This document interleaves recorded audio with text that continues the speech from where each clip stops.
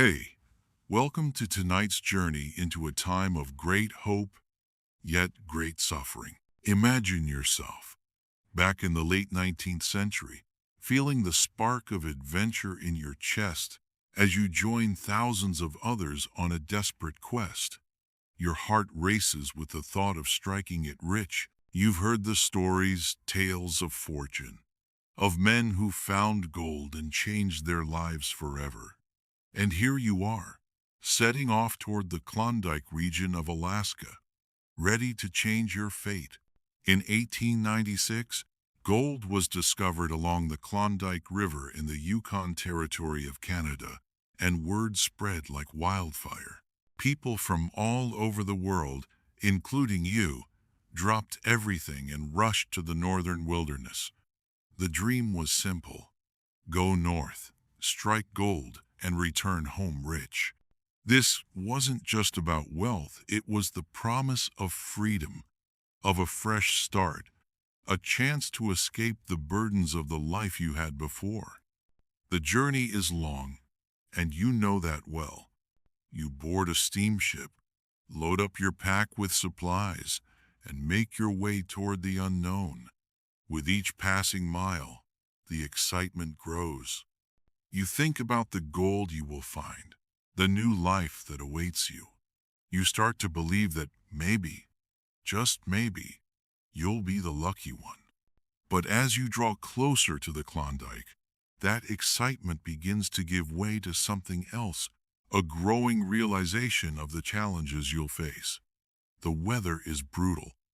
The land is wild and untamed, and you feel the first bite of the cold air. Your breath freezes before it even escapes your lips, and the nights grow longer and longer. You've heard about the rough terrain, the dangerous mountain passes, the freezing rivers, but now you're here. You're about to face it all firsthand. The dream of gold begins to blur against the white expanse of snow, and soon you start wondering, is it worth it? But there's no turning back now. The promise of riches, the allure of a new life, keeps pushing you forward. Even if it's harder than you ever imagined, even if the cold seems endless, you know you can't stop. You'll have to fight for every inch, battle the cold, the exhaustion, and the hunger. This is the Klondike, a place that will test your limits in ways you can't yet fathom. A place where the promise of gold seems so close, but will require everything you have to even catch a glimpse of it. The farther you go, the more the land itself begins to feel like a silent adversary. The cold is fierce, biting, unforgiving. It hits you the moment you step off the boat, when the warm air of your previous life becomes a distant memory. You can almost feel the temperature drop the instant you cross into Klondike, like an invisible wall that closes in around you. The first storm you encounter is the hardest.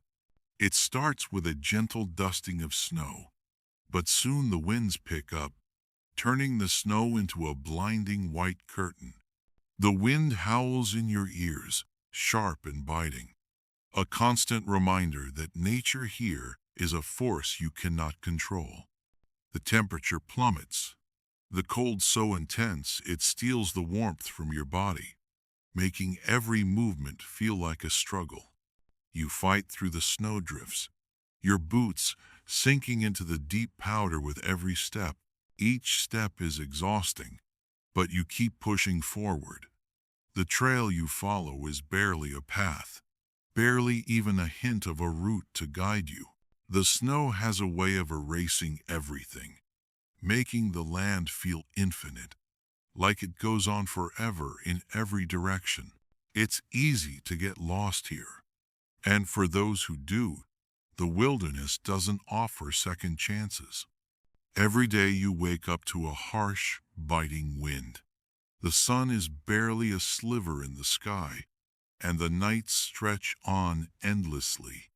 You find yourself constantly battling the cold, but the longer you're here, the more you understand that the cold isn't your only enemy. The terrain itself is like a gauntlet tangled forests, ice-covered rivers, jagged mountains that rise out of the snow like silent sentinels. Every mountain pass you try to cross is a new challenge. You start to wonder if nature itself is trying to keep you from succeeding, as if it's testing your resolve with every ridge and slope. You reach the frozen rivers, which seemed like such an inviting path on the map, but now they seem more like death traps. The ice, thick and solid, promises to hold your weight, but you've heard the stories of those who've fallen through, disappearing into the freezing waters below, and yet you have no choice but to cross. You can't turn back. You press on, one foot in front of the other, hoping the ice holds. But then the cold comes again. It's like nothing you've ever known before, cutting, cruel, constant. No matter how much you bundle up, your clothes are never enough. Frostbite starts to set in, slowly at first, creeping through your fingers, your toes, your cheeks. The cold doesn't care. It keeps coming, relentless, making every breath a challenge, every movement a battle. You realize that the land doesn't want you here.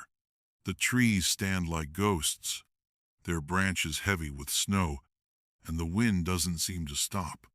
The temperature never lets up, and the nights feel longer than the days. The wilderness is testing you, and the only way forward is through it. There's no other choice. The early days were filled with optimism, with excitement. Everyone you met had the same dream, to find gold and change their life forever. You saw it in their eyes, heard it in their voices. There was an energy, an electricity in the air. For a moment, it felt like anything was possible.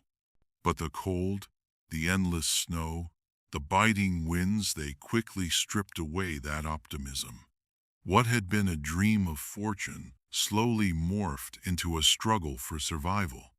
The gold, which had seemed so attainable, now felt like a distant fantasy, obscured by the very wilderness you had ventured into. Days turned into weeks, and weeks into months. As you pushed through the thick snow, your muscles aching, your breath shallow, you begin to question everything. Was it worth it? Was the dream of gold worth the pain, the cold, the fear of never seeing your home again? Food runs out. The cold never stops. Every day feels like a victory just to survive it. The people around you, who were once filled with excitement and hope, begin to change. They grow quieter, their faces gaunt with hunger, their bodies starting to give in to the cold. The gold they sought now feels like a cruel joke. And still, you press on. What else is there to do? Survival becomes the only thing that matters. The gold seems irrelevant, as if it never existed in the first place. All that matters now is the next step, the next breath, the next day. But even this seems impossible some days. Your hands are numb, your body weak, your spirit breaking under the weight of the relentless cold. You look around at the other prospectors. Some have turned back, unable to continue. But you can't. You're too far in now. Every step forward is a step into the unknown, a step into the frozen void that could swallow you whole. As the days stretch on and your resolve weakens, you understand that the real battle isn't for gold, it's for survival. Klondike, with its icy heart, doesn't care about your dreams or ambitions. It cares only for who can survive its grasp. You wonder how much longer you can last. How many more days will it take before you too give in to the wilderness? And yet, the thought of giving up feels even worse. So you continue, one step at a time, driven by the slimmest hope that somehow, some way, you'll make it through. What started as a quest for gold has now become a fight for something far more important: your life. The dream of gold, of wealth beyond measure, of the freedom it promised, burned brightly in the hearts of thousands. These dreamers, adventurers, and fortune hunters came from far and wide, leaving behind homes, families, and familiar lives, drawn by the lure of the Klondike. For them, the gold rush was more than just a search for riches. It was a chance to redefine their lives. You were one of them, driven by the belief that this journey would change everything. From the moment you heard the news, something deep inside you stirred. The idea of striking it rich, of escaping the monotony and hardship of your current life, was intoxicating. The Klondike, a faraway land of snow and mystery, offered the promise of something better, of a new life. You, like so many others, set off with nothing but hope and a will to succeed. As the days turned into weeks, the initial excitement was palpable. There was a sense of camaraderie among the seekers, all of you united by the same goal. The journey was long, but in the beginning, it felt like a grand adventure. You moved with purpose, your pack heavy with supplies, your heart full of anticipation. Every step forward brought you closer to the unknown, to the gold that awaited you in the north. The sun shone brightly, and despite the challenges of the road, there was a sense of optimism in the air. After all, this was the chance of a lifetime. The early stages of the journey were filled with optimism.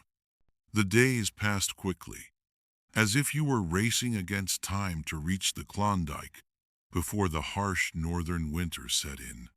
You traveled with others, forming small groups, and it was in these first few weeks that the sense of camaraderie flourished. Everyone had a story, a dream, a reason for undertaking this monumental journey. The stories you heard around campfires at night were filled with excitement, hope, and the thrill of the unknown. These were the moments that made you believe anything was possible. But despite the camaraderie and excitement, there was always an underlying tension. You knew that this journey would not be easy. The road ahead was fraught with danger, but it hadn't fully hit you yet. You still held on to the idea that perseverance, determination, and the allure of gold would carry you through. The hardships, you believed, would be worth it in the end. But as the days wore on and the miles began to pile up, the challenges that lay ahead started to become painfully clear. What had once been an exciting adventure quickly revealed itself to be far more grueling than you could have imagined. The trail became increasingly difficult, winding through thick forests and treacherous mountain passes, each step forward testing your resolve. The weight of your pack, once manageable, now felt like a heavy burden, pressing down on your shoulders and your spirit. The excitement that had filled your heart in the beginning began to fade, replaced by a growing sense of fatigue. The road was long and unforgiving, and there were days when it felt like progress had slowed to a crawl. Every morning, the sun barely rose over the horizon, casting a weak, pale light over the frozen landscape. The nights were cold, colder than anything you had ever experienced. It was a kind of cold that gnawed at your bones, sinking deep into your skin, making sleep nearly impossible. The food you had packed with such care was dwindling faster than you anticipated. You began to ration your supplies, eating less and less with each passing day. The once plentiful provisions you had carefully stored away now seemed insufficient for the long journey ahead. The hunger gnawed at your stomach, the emptiness growing as the days passed. You had heard rumors of other groups facing the same problem of people turning to desperate measures to survive. But you refused to entertain such thoughts. The gold was still out there, waiting for you, and you clung to the hope that the hunger and hardships were only temporary. It wasn't just the hunger that began to wear on you. The terrain, once an obstacle to be overcome, now felt like an enemy. The snow, which had seemed so pure and serene when you first set out, now stood as an impenetrable wall, deeper and colder with every step you took. Some days it felt as if the snow would swallow you whole. You could feel it building, the weight of the world pressing down on you, trying to force you to turn back, to abandon this impossible dream. The mountains loomed higher, their jagged peaks cutting into the sky, challenging you to climb, to push forward despite the crushing weight of your exhaustion. The rivers, once thought of as obstacles to cross, now seemed like deadly traps, rivers of ice that could crack and swallow you whole with a single misstep. The treacherous terrain made it clear.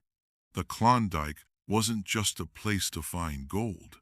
It was a place to lose everything, your strength, your will, your sanity. But still, you pressed on. In those quiet moments, when the wind howled and the snow blinded you, you thought of home. You thought of what you were leaving behind, the family, the friends, the life you had once known. Was it worth it? Was the gold worth all this? The cold, the hunger, the isolation? Was it worth sacrificing everything for a dream that, even now, seemed so far out of reach? There were moments, in the stillness of the night, when doubt crept in, and you wondered if you'd made a mistake. But those doubts didn't last long. They couldn't. The dream of gold, the promise of a better life, kept you moving. The thought of what awaited you in the Klondike was too strong, too tempting. You couldn't turn back now, not when you were so close. By the time you reached the first major checkpoint on your journey, you had already crossed miles of unforgiving wilderness. The sense of excitement and camaraderie that had once bound your group together now began to splinter under the weight of the journey. People, once full of stories and laughter, were now more silent, their eyes hollow with exhaustion. The long days of travel, the struggle against nature, and the hunger had begun to break people down. The sense of community that had existed in the early days was beginning to crack. The long stretches of silence, punctuated only by the crunch of snow beneath your boots, were more oppressive than the cold. The people who had once felt like companions in this grand adventure were now strangers, silent, distant, their faces etched with the same weariness you saw in the mirror each night. There was no room for camaraderie in this kind of journey, only survival. And yet, you pressed on. You had no choice. The road ahead was still long, and the Klondike awaited. Every step forward was a reminder that the dream was still alive, even if it was now a far less certain thing. The gold that had once seemed like a given now felt like a distant, almost unattainable prize. But that didn't stop you from chasing it. The hope that this journey would end in riches, in a new life, still burned brightly. But you couldn't ignore the toll the journey had already taken. The cold, the hunger, the loneliness, everything was beginning to weigh on you. It was harder now to keep up the optimism, to keep pushing forward with the same sense of purpose that had driven you when you first set out. There were no easy paths, no shortcuts to success. The Klondike wasn't just a place to find wealth, it was a place that demanded everything from you. Still, you held on. You had to. There was nothing else. The gold was out there, waiting for you, and it was only a matter of time before you would find it. Or at least, that's what you told yourself as you trudged onward into the unknown, the promise of riches still burning in your heart, even as the reality of the journey began to set in. The first major test came as you crossed into the Northern Territories. The terrain was unlike anything you had ever experienced. The warmth of the southern lands seemed like a distant memory as the temperature began to drop. You had been warned about the severity of the terrain, the thick forests, the rising mountains, the treacherous rivers, but it was different now that you were in the thick of it. You began to understand just how harsh this journey would be. The ground beneath your boots was uneven, often icy and slick, forcing you to slow your pace. Every step required careful consideration, and you found yourself constantly fighting against the elements. The trees, towering and foreboding, lined your path, their branches heavy with snow, creating an almost claustrophobic atmosphere. The weight of the snow seemed to press in from every side, and the air grew colder by the minute. The trail you followed, though mapped out by those who had come before you, quickly became difficult to navigate as the snow began to fall in thick, heavy blankets, obscuring any sign of a path. You were not alone on this journey, but the isolation of the wilderness began to weigh on your spirit. The towering trees seemed to stretch on forever, and the deep snow made the world feel distant, unreachable. The further you ventured, the more you realized how small and insignificant you were in comparison to the wild, untamed land. It was as if the earth itself was silently rejecting your presence, reminding you that this land had been around long before you, and it would remain long after you were gone.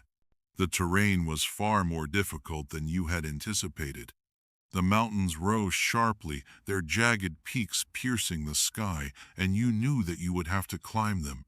Some of the rivers you encountered had turned to ice, but others were still flowing beneath thick layers of snow, their currents strong and unpredictable.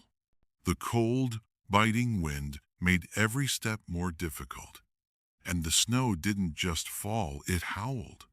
You began to realize just how far you were from the comfort and warmth of home. The comforts of civilization had already begun to slip away. The further you traveled, the more you understood that this journey was not going to be an easy one. The terrain, once romanticized in stories, was now a brutal reminder of the land's indifference to human ambition. As the days wore on, the true weight of the journey began to sink in, pressing down on you like the snow that seemed to grow deeper with every step. The cold, once a mere inconvenience, had become an omnipresent force. It gnawed at your fingers and toes, creeping under your layers of clothing, settling into your bones. No matter how many layers you piled on, it seemed the chill could never be fully kept at bay. The wind, now a constant companion, howled through the trees, sending shivers down your spine, each gust a cruel reminder that you were not welcome in this place. The trees, which had seemed so majestic and beautiful at the start of the journey, now appeared to close in around you like silent sentinels. Their trunks were gnarled and thick with snow, their bare branches reaching out like bony fingers, scratching at the gray sky. The ever-present white blanket of snow muffled the world, making it feel as though you were moving through a dream. The silence was deafening at times, broken only by the sound of your boots crunching through the snow and the occasional crack of a branch under the weight of the frost. But it wasn't just the isolation that was getting to you, it was the overwhelming sense of insignificance. In the face of this vast wilderness, you were just a speck, a fleeting presence in a world that had existed long before you. The trees stretched endlessly in every direction. The mountains rose higher and higher, and the rivers, frozen or not, were powerful forces that would show no mercy.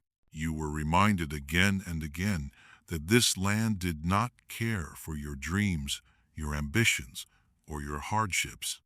It was indifferent to you, as it had been to countless others who had come before.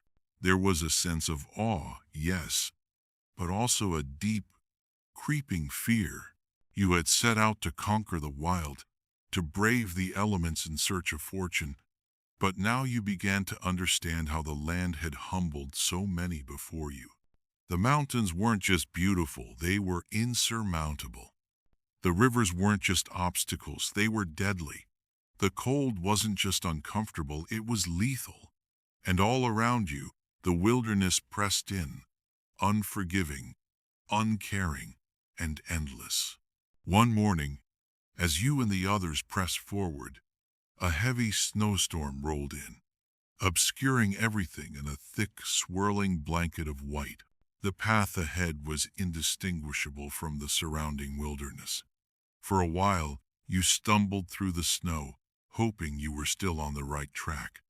But the storm only intensified, the wind picking up with a ferocity that seemed to mock your efforts.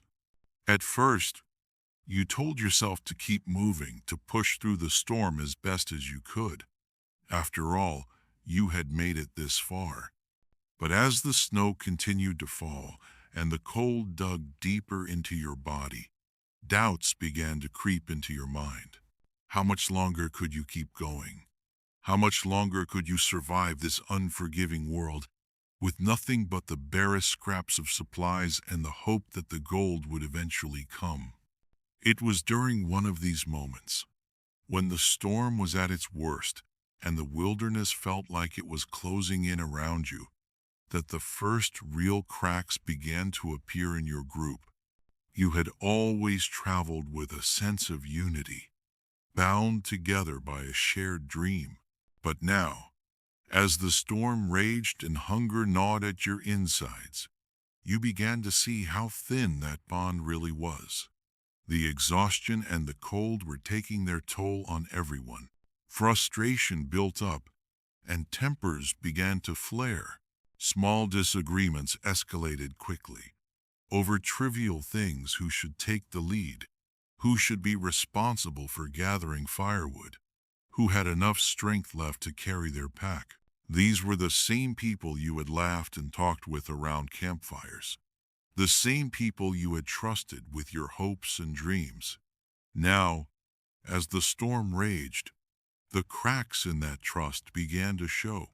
It wasn't just the external conditions that were breaking you down, it was the isolation, the loneliness, the realization that you were all so far from home, so far from anything that felt familiar or safe.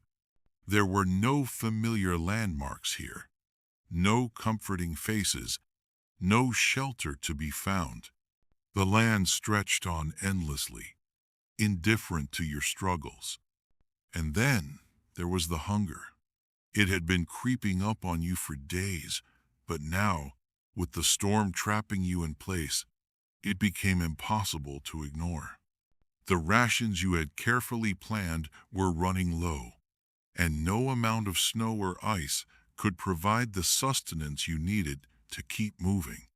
You began to feel it in your muscles. First, weakness, fatigue, that aching feeling that you couldn't shake. Then, it settled in your stomach, a gnawing emptiness that no amount of food seemed to fill. But there was no turning back.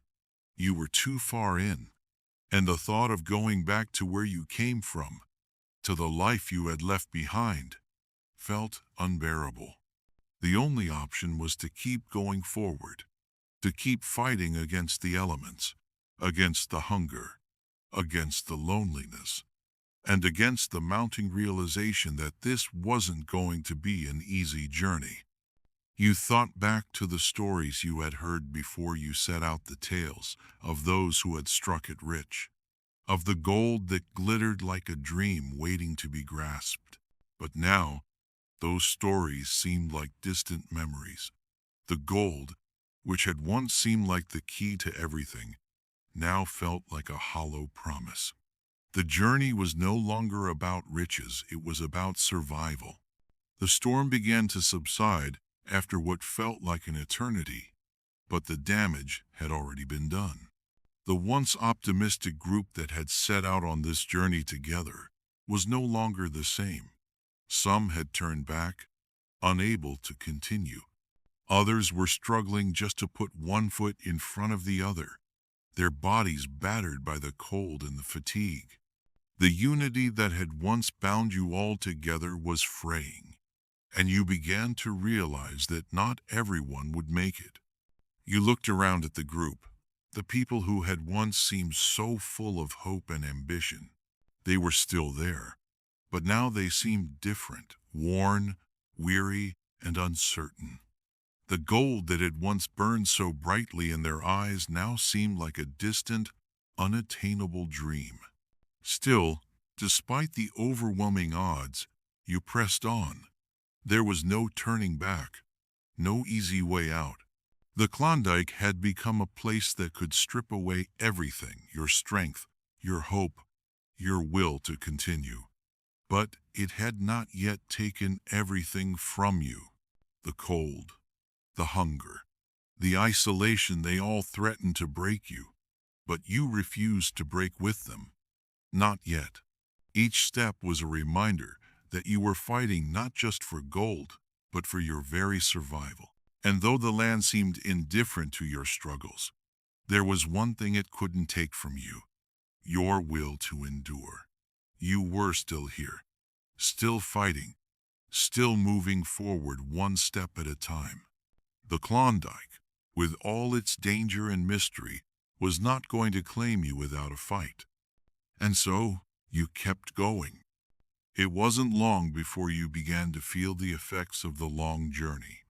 What had started as a simple dream of wealth was now a daily struggle. Your supplies, which you had packed so carefully, were beginning to run low. The food you had brought with you was rationed, but you could feel the hunger growing each day. The initial excitement of the journey began to wear off, replaced by the gnawing ache of emptiness in your stomach. You had heard stories about how gold seekers had struggled with food on their way to Klondike, but hearing about it was far different from experiencing it. Every meal became more precious, and the hunger you felt began to take its toll on your body. What once seemed like plenty was now barely enough to sustain you. The cold only made matters worse, as it burned through your energy, sapping your strength. The exhaustion was relentless, and the snow didn't help. It seemed to fall harder with every passing day, covering the trail, making it more difficult to move forward. You soon realized that you weren't just battling the cold or the terrain, you were battling yourself. Every step became an act of willpower. Your legs felt heavier with each mile, and your body began to ache in ways you hadn't imagined. The weight of your pack, once a necessary burden, now felt unbearable. It was a constant reminder that this journey was not just a test of your physical strength, but of your spirit. As the days passed, it became clear that hunger and exhaustion would be your most formidable enemies. The warmth of your initial enthusiasm began to fade, replaced by a cold, unrelenting reality. You were in the wild, and the wild did not care for your dreams. The food you had was running low, and you realized that you would have to rely on whatever you could find in this harsh land to survive. The hunger began to turn into desperation. What had once been a journey fueled by excitement and hope now felt like a fight for survival. But still, you pressed on, determined not to let the challenges stop you. The thought of gold, of the life you could have was enough to keep you moving forward. The journey was beginning to take its toll on your group. What once seemed like a shared dream now felt more like a burden carried by each individual. The camaraderie you once felt with the others was starting to wear thin as exhaustion and hunger took hold. You noticed the change in the people around you. Anger, impatience, and frustration began to replace the initial optimism. The first signs of fracture appeared when someone broke down in the middle of a particularly difficult leg of the journey. A man in your group, whose strength had seemed unshakable in the beginning, collapsed from exhaustion, unable to continue. His body, worn down by the cold and the hunger, had reached its limit. It was a stark reminder that no one was invincible here. The wilderness, with all its power, could break anyone. Tensions began to rise within the group. Everyone was tired, cold, and hungry. And it wasn't long before arguments broke out over the smallest things: who would lead the next leg of the journey, who was responsible for finding food, who should be allowed to rest. The group began to splinter as the cold, hunger, and exhaustion worked their way into the very core of your relationships. The dream of gold, which had brought you together, now felt like an illusion. The promise of wealth seemed farther away with every passing day. The journey was no longer just about gold, it was about survival. The harshness of the terrain, the weather, and the struggle against nature itself had begun to chip away at your resolve. By the time you reached the edge of the Klondike, the harshness of the journey had taken everything from you: your strength, your optimism, your belief in the promise of gold. What had once been an exciting and hopeful adventure now felt like a desperate struggle against nature's indifference. The gold, which had seemed so close at the beginning, was now just a distant, almost unattainable dream. The first bitter realization came when you reached a point where your group had to decide whether to continue forward or turn back. The terrain was far more difficult than you had anticipated. You realized that the trek into the Klondike was not only long, but deadly. The cold was relentless, the food was scarce, and the strength to push forward was running out. It became evident that the journey was far more dangerous than anyone had realized. The dream of gold was no longer enough to fuel the drive to survive. The group was exhausted, hungry, and demoralized. The first step into the Klondike had been taken. But now, the true challenge had begun. With each passing day, you began to understand the harsh truth. Survival, not gold, was the true goal of the Klondike. The gold that had brought you here now seemed irrelevant. You had to decide whether to keep pushing forward, despite the odds, or to acknowledge that the journey had become something far darker than any of you had imagined. The decision to push forward or turn back weighed heavily on everyone. The group, once unified by a shared dream, now seemed fractured, each individual grappling with their own inner struggle. Some of them looked exhausted, their faces gaunt from hunger, their eyes hollow with fatigue. They had pushed their bodies and spirits to the breaking point, and you could see the fear creeping into their expressions. What was once a hopeful journey toward wealth now felt like a descent into despair, a journey into the heart of a wilderness that cared nothing for human ambition. The nights had become the hardest. As the temperature plummeted, it felt as if the cold was cutting through your very soul. You huddled together in whatever shelter you could find, the flickering fire barely holding the darkness at bay. The warmth it provided was a fleeting comfort, each night colder than the last. The hunger gnawed at you constantly, but you had learned to ignore it, to push it down, because what else was there to do? You couldn't afford to stop, not yet. There was nothing back there except more struggle, more starvation, and more despair. Turning back felt like admitting defeat, and so you pressed on, hoping that just around the next bend, the gold would appear, or at the very least, something, anything to justify the suffering you had endured. The days blurred together in a haze of exhaustion and cold. Every step forward felt like a small victory, but the relief was fleeting. The land was relentless. The mountains towered above you like giants, their peaks covered in snow that never seemed to melt, their slopes steep and unforgiving. The rivers you had to cross, frozen and treacherous, were like barriers placed there just to test your will. Each day you struggled to make progress, fighting against nature's harshness, battling the elements, and the creeping dread that your strength was running out.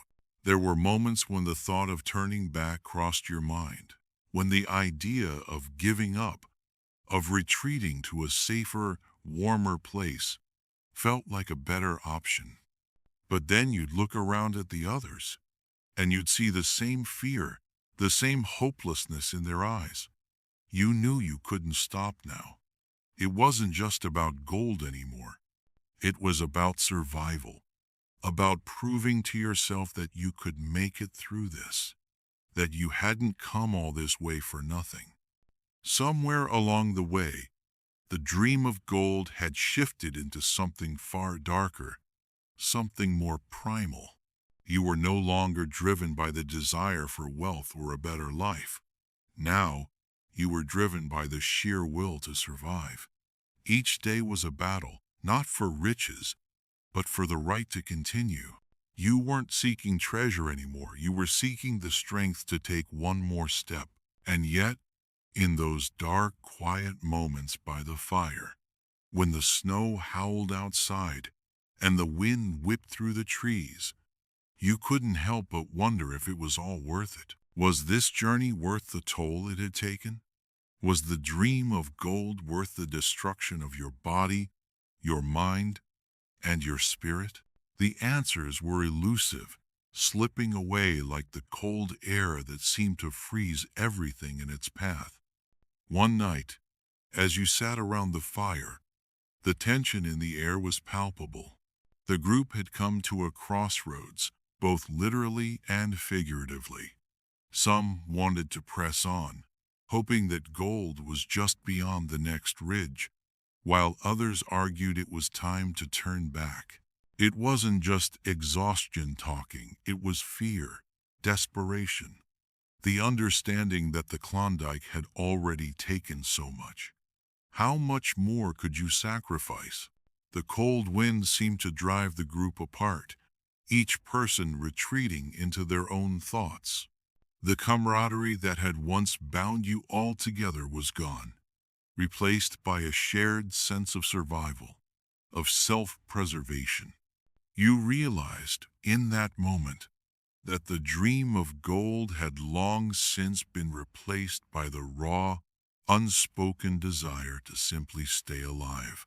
The next morning, after a long, silent night, you faced the decision. The wind had died down, and the storm that had been so relentless seemed to have given way to a rare calm, but the land, in its harsh beauty, seemed to mock you, showing you that it had no mercy, no interest in your journey. You were small in comparison to its vastness. Some in the group chose to turn back, too weary, too hungry, too broken by the journey to continue. Others, like you, chose to press on, determined that something, anything, had to be out there waiting for you. Maybe it wasn't gold anymore. Maybe it was the hope of finding shelter, of finding something to cling to. Maybe it was just the refusal to give in, to let this journey end in defeat. And so, The group splintered once again, those who had lost their will to continue, and those who were willing to risk everything, still hoping that the dream could be salvaged. But the road ahead would be harder than anything you had yet encountered. The wilderness was merciless, and it would take more from you before the end of this journey. But for now, all you could do was take another step, and then another. The gold you had once dreamed of seemed so far away, almost like a dream itself. But the real treasure, the only thing that truly mattered now, was survival. And as you stepped into the cold, silent expanse, you understood that the journey, whatever it had become, was not just about the destination. It was about the strength to face what lay ahead and to keep moving, despite everything. The Klondike wasn't just testing your body anymore, it was testing your soul. And as the cold wind bit at your face, you wondered how long you could hold on before even that was worn away. From the moment you entered the Klondike, the cold took hold of you in ways you had never imagined.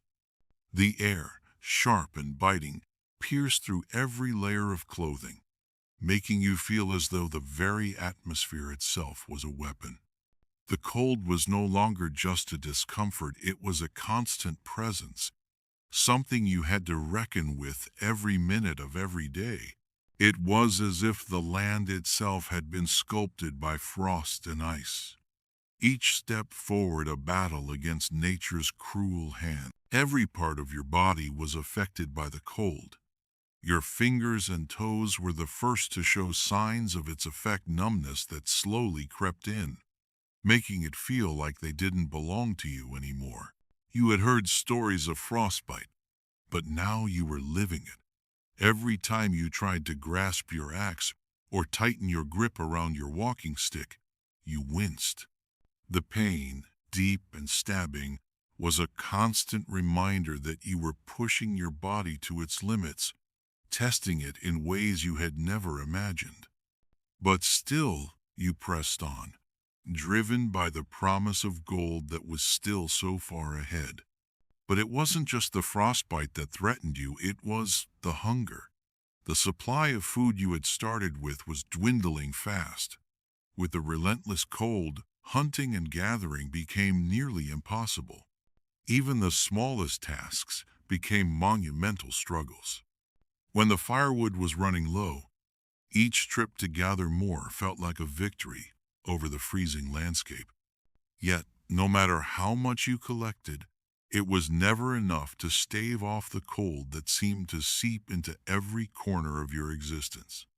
Every breath you took felt like it was freezing inside your chest, and you realized that this fight was not just about gold anymore. It was about surviving the harshest winter you had ever encountered. The rivers, which you once thought of as a means to transport supplies, were now frozen, trapping your fate in the thick ice. You couldn't escape it, not the cold, not the isolation, not the endless snow. The very earth beneath you was covered in a thick blanket of snow and ice that never seemed to let up. It pressed down on you from above, beneath, and all around. The weight of it all was almost unbearable, and the longer you stayed, the more it felt as if the land was slowly suffocating you. In the distance, you could hear the howl of the wind, a cold, mournful sound that cut through the silence like a blade. There was no escape from the cold. The days dragged on, each one colder than the last. Your body ached, your mind was weary, and yet you pressed forward. Because what else could you do? The Klondike had already taken so much from you, but you still had one thing left to fight for your survival. As the days turned into weeks, and the weeks into months, you began to understand the true cost of the isolation that came with this journey. The long stretches of wilderness, so vast and empty, made it feel as though you were the last person on Earth. The camaraderie you once shared with your fellow prospectors began to fade as the cold and the distance drove a wedge between you. What had started as a shared dream of fortune and adventure now felt like a solitary struggle for survival. The camps you set up each night were mere shelters against the elements, nothing more than temporary refuges from the unrelenting cold. You were never truly warm, no matter how much wood you fed to the fire. The nights stretched endlessly, and the silence between you and your companions became suffocating. There were no songs, no laughter, no stories shared around the campfire. The cold, the hunger, and the fatigue had made even the simplest pleasures feel distant. The isolation felt like a living thing, breathing around you, pressing in, making you feel more and more detached from everything that had once been familiar. You began to feel a creeping sense of fear that wasn't just about the physical dangers of the wilderness. It was about the mental toll that this isolation was taking. The fear of not making it through, the fear of dying out here alone, far from home.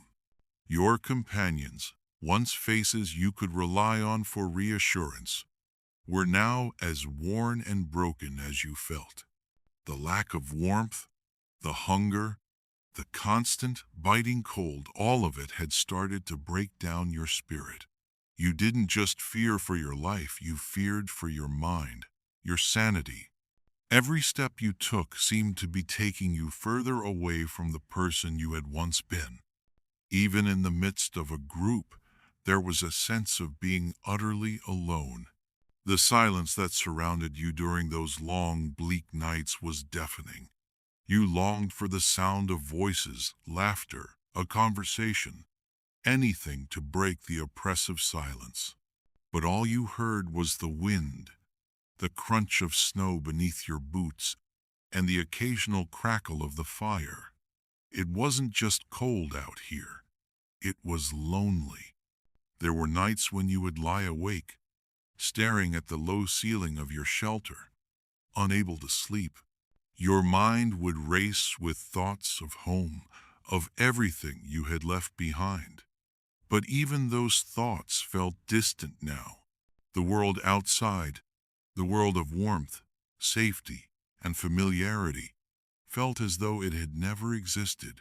The Klondike, with its endless white snow, had become your entire reality, and it was one you couldn't escape from. With each passing day, the struggle for survival became more and more intense. The land, once seen as a place to make your fortune, had now become a battlefield. The constant snow and ice made every task, no matter how small, an exhausting effort. Even the simplest actions, like gathering firewood or preparing food, felt monumental. The terrain, which had seemed challenging but manageable in the beginning, was now an overwhelming obstacle. Every step in the snow felt like a battle against nature itself. The ice crunched underfoot, the snow deep and thick, dragging your feet down with every step. Moving forward seemed impossible at times, yet you forced yourself to continue, one foot in front of the other. The cold made everything harder. Even breathing felt like a struggle, as if the air itself was too frozen to sustain you. The longer you stayed out here, the more it seemed like the land was working against you, pushing you to the edge of your limits. You began to feel the effects of malnutrition. The food you had brought with you, once plentiful, had long since run out. The rations you had left were now stretched so thin that it felt like eating was a luxury you couldn't afford. The hunger gnawed at your stomach, growing more intense with each passing day. You had heard stories of men resorting to desperate measures for food, but you couldn't allow yourself to think about that. You told yourself that it wasn't that bad, that there had to be something ahead, something that would end the hunger. But deep down, you knew that you were running out of options. The snow and ice had started to take their toll on your body as well. Frostbite had begun to claim parts of your hands and feet. It started small, a numbness that didn't seem too concerning. But over time, it became harder to ignore. You wrapped your hands in cloth, trying to keep them warm, but it didn't help. You tried to push through the pain, telling yourself that you had to keep going, that you couldn't let the cold win. But every day it got harder to ignore. And then there was the fatigue. It wasn't just physical, it was mental and emotional. The days of trudging through the snow, of battling the cold, of feeling the weight of isolation and hunger, each day wore you down just a little bit more. There were moments when you wanted to give up, to collapse into the snow and let it take you. But you couldn't. You wouldn't. Not yet. Your companions were no better off. The fatigue, hunger, and isolation had worn them down just as much as it had worn you. People began to collapse from exhaustion, from the cold, from the sheer weight of the struggle. Some had started to lose their will to continue, talking about turning back, about abandoning the dream of gold and returning home. But there was no turning back. You couldn't go home empty-handed. You couldn't go back without at least trying to reach the end. Every step forward was harder than the last. But you kept moving, kept fighting, kept struggling, because in the Klondike, the greatest challenge wasn't finding gold. It was finding the strength to survive. The longer you stayed in the Klondike, the more the wilderness seemed to press in on you.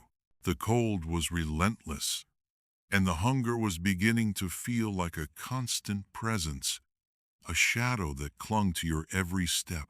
But now, something even more insidious was starting to make its presence felt: disease.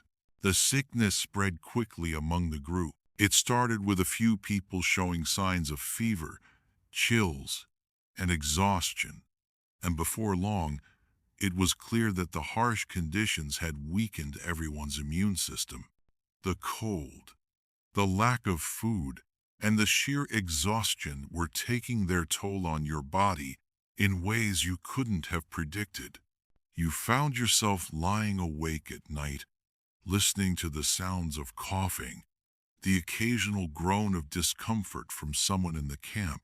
The cold made it difficult to breathe, and you began to feel a tightness in your chest as well. The thought that you could succumb to some disease, some sickness, was terrifying. You knew that if you didn't get the rest you so desperately needed, if you didn't find a way to eat, then disease would be the next thing to take you down. Each night seemed to last forever. The biting cold seeped into every corner of the camp, and the silence, broken only by the sound of the wind and the occasional cough, became unbearable. You had become accustomed to the cold.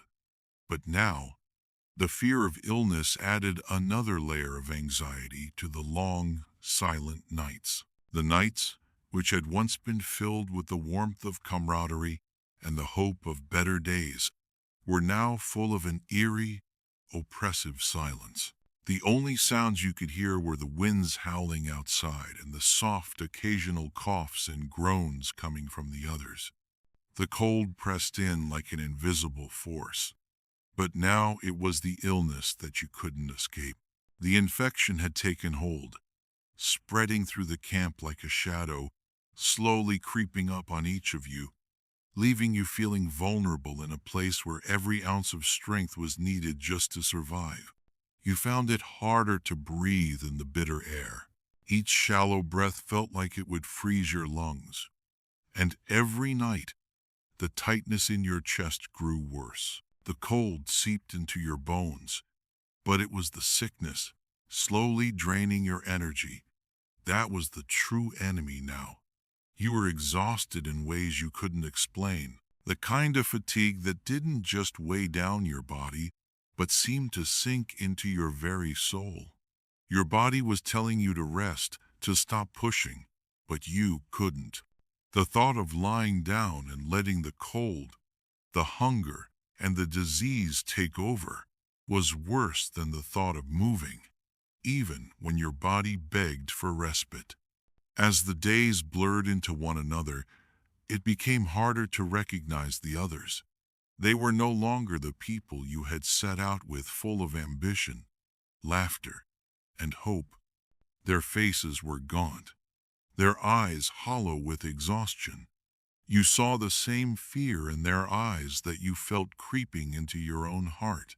The disease didn't just affect the body, it gnawed at the mind, too. With each passing day, it became harder to think clearly, to stay focused on the goal. The fear of becoming too weak to move, of being left behind, was always in the back of your mind, eating away at you. You didn't know how much longer you could keep up. Every day felt like a struggle just to get out of bed, to take another step.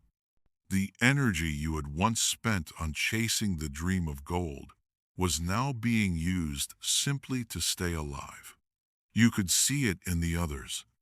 Those who had once been strong and determined were now on the verge of collapse. The sickness had robbed them of their will, leaving only shadows of the people they had been. And the thought of being one of those shadows haunted you.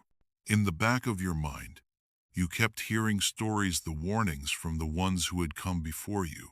Stories of how the Klondike had broken men, not just physically, but mentally and emotionally. How it had taken everything from them, their dreams, their hopes, their will to continue. You had always brushed those stories off, thinking them to be exaggerations. But now, in the midst of this frozen wasteland, you understood. The Klondike wasn't just testing you physically, it was testing your very spirit. One morning, when the wind was particularly cruel, you noticed one of the group had stopped moving. At first, you thought he had just slowed down, maybe lagging behind as he had done before. But as you got closer, you saw the truth: he was no longer breathing.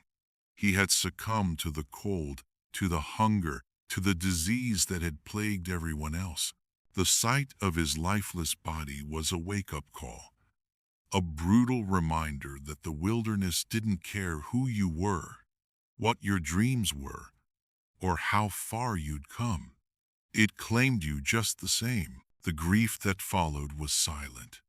There were no words to be said, only the resigned understanding that another life had been lost in the unforgiving grip of the Klondike. It was a stark reality that hit you like a blow to the chest, making everything seem even more impossible. You could feel the weight of the land pressing down on you, its cold breath chilling you to the bone, as if it were claiming your soul as well. It was then that you realized how much of the journey was about survival, not gold.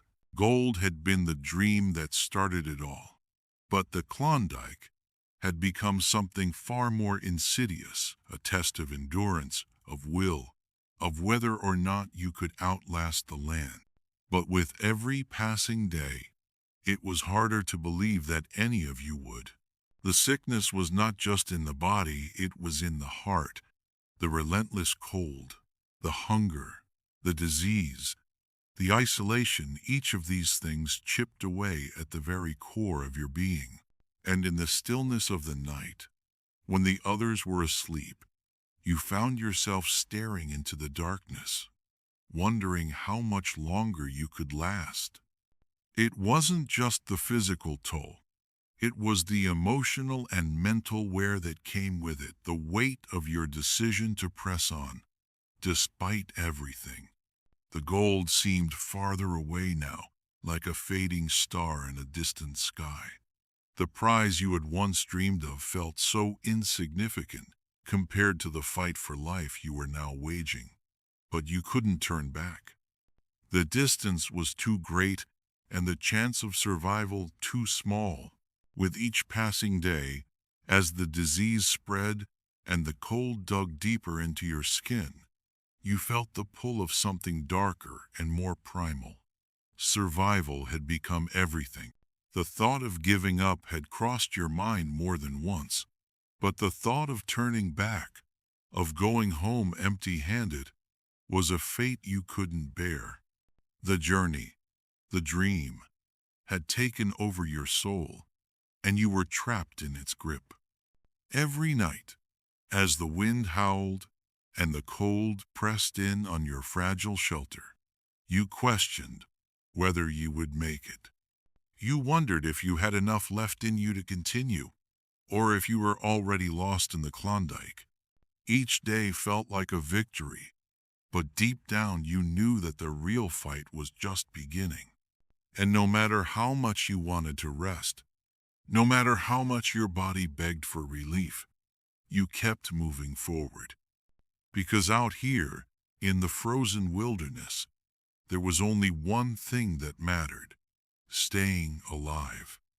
It was clear now that this was no longer an adventure, it was a fight for survival.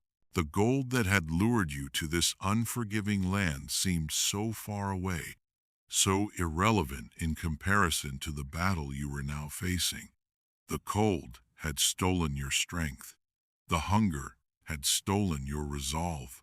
And now, disease was threatening to take your very life. With every passing day, you questioned whether it was worth it. Was the gold really worth the sacrifice? Was it worth losing everything to this land, this cold, this isolation? The answer was no longer as clear as it once was. But there was no choice. You had come too far. You had survived too much. And the only option was to keep going.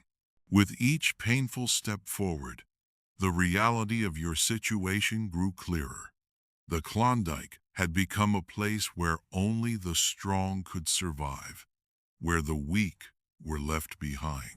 The gold you had once dreamed of was now a distant, almost laughable goal. Survival was the only thing that mattered, and you would fight for it no matter what. The land, once a land of promise, now felt like an endless series of obstacles designed to break you. Each step forward was harder than the last, each breath colder and more laborious. The frostbitten fingers that gripped your axe or walking stick were a constant reminder that you were no longer in control. Nature had taken the reins, and you were just along for the ride. The weight of your pack, the hunger gnawing at your insides, and the crushing cold, it all became one heavy burden that threatened to drag you down with it. Yet, despite it all, you couldn't stop. You couldn't give in. The thought of retreating felt like defeat, a humiliating surrender to something greater than yourself. The gold, once the beacon that had guided you, now seemed to fade further away, like a mirage that you could never reach.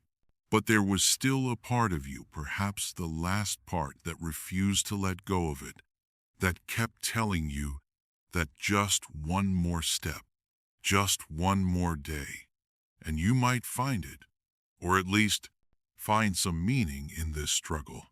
You began to realize that survival wasn't just about physical endurance, it was a test of your mind, of your spirit. You had already lost so much: your strength, your resolve, your health.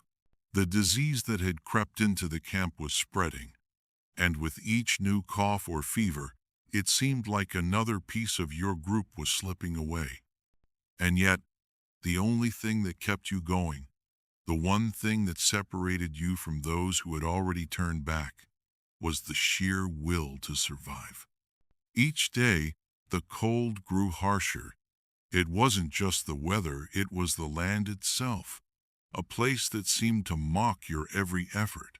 The snow, thick and unyielding, pressed down upon you, its weight sapping your energy. The mountains, towering and unapproachable, made you feel small and insignificant.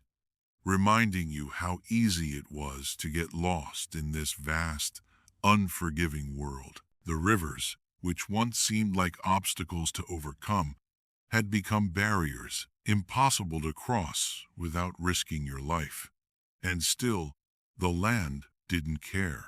It didn't slow down. It didn't soften its grip. It just kept moving, indifferent to your suffering. Some nights, as you lay in the small, fragile shelter you had built, you would find yourself staring into the dark, wondering how much more you could endure. The wind would howl outside, rattling the fragile walls of your tent, and you would close your eyes, trying to block out the biting cold. But it was impossible. The cold had become part of you now, a constant companion that refused to let you forget it was there. You could hear the others, two coughing, groaning, their labored breathing filling the silence of the night. They were all suffering in their own ways, fighting their own battles against the cold, the hunger, and the disease. Some of them had already given up. They had stopped moving forward, stopped fighting. The idea of going back, of returning to civilization, felt like the only escape. But that wasn't an option for you. It was never an option. There were moments when you would see the others staring at the horizon, their faces etched with exhaustion and defeat. You could tell they were thinking about turning back, just like so many others before them. But they kept moving. Everyone kept moving. It was the only thing left to do. It was survival. There was no gold in sight, no riches, only the promise of more cold, more hunger, more isolation. And yet, despite it all, you kept going. The pain in your legs and feet, the gnawing hunger in your stomach, and the constant cold it all blurred together into one overwhelming ache. But in those moments, when everything seemed too much to bear, you would remember the stories that had brought you here. The stories of men who had braved the Klondike and found their fortunes, who had survived the unthinkable to strike it rich. They hadn't been special. They hadn't been stronger or braver than you. They had just kept going. So, that was what you did. You kept going. Not for the gold, but because you had come too far to stop now. Because the Klondike, with all its hardships and dangers, hadn't defeated you yet. You hadn't given up, and you wouldn't. Not until the very end. And yet, deep inside, you knew that this was no longer just about the journey to Klondike. It was about something far more elemental, about the will to keep moving, to stay alive in a world that seemed to care nothing for your survival. It was about proving to yourself that you could endure whatever this land threw at you. Even if you didn't find gold, even if you never saw the riches you had dreamed of, you would leave Klondike with one thing, the knowledge that you had survived. The gold might never come, but you would. By now, you had been in the Klondike for months, and each day felt like a test of your endurance. Nature, in all its harshness, had already taken so much from you, your strength, your optimism, your health. But despite the cold, despite the hunger, despite the ever-present threat of disease, you and the others pressed on. You had no choice. The journey had become a battle for survival, and survival required resilience. The cold was relentless, and the hunger gnawed at your insides with a vicious persistence. But there was something else at play here. It wasn't just the physical toll that made you continue, it was the drive that came from deep within. Perhaps it was the desire to prove that you could withstand the unforgiving land. Maybe it was the remnants of the dream, the hope that gold, no matter how distant, could still be attained. Or perhaps it was something simpler, something primal, the refusal to give in, the refusal to die in this frozen wilderness. There were days when the wind was so strong, it felt as if it could tear you apart. The gusts howled through the trees, whipping the snow into a frenzy that blinded you, turning the landscape into a confusing blur. Yet, even in those moments, you knew you had to keep moving. The others around you, though just as worn and weary, moved with purpose. Each of you struggled, but together you found the strength to press on. You started to understand that it was human resilience that kept you going, not just the will to find gold, but the deep-rooted need to fight against the land's indifference. Nature could break your body, could wear down your spirit, but it could not completely strip you of your will to survive. You could see it in the others, too. Despite the overwhelming odds, despite the growing sickness and fatigue, they kept going. They had no other choice. They had come this far, and to turn back now would be to lose everything they had already sacrificed. The gold you had once sought was now distant in your mind, a goal you could barely remember. It was no longer the promise of wealth that drove you. It was the need to endure, to prove that you could survive in a place so hostile, so uncaring. The days had begun to blend together in an endless cycle of exhaustion, hunger, and fear. The landscape, once filled with the allure of promise and adventure, now seemed like a vast, unwelcoming wasteland. The snow, which had initially felt pure and pristine, now seemed like a thick, suffocating blanket, hiding the dangers beneath its surface. Each step you took, each mile you tried to cover, felt like you were inching closer to the edge of your limits. The cold had settled deep into your bones. It wasn't just the biting wind anymore, it was the constant, unrelenting chill that sank into your very core.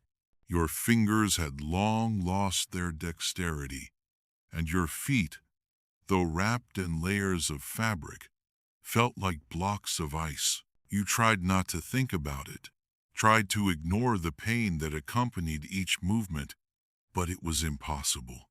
The cold had become a part of you, a reminder that every breath you took was a battle against nature.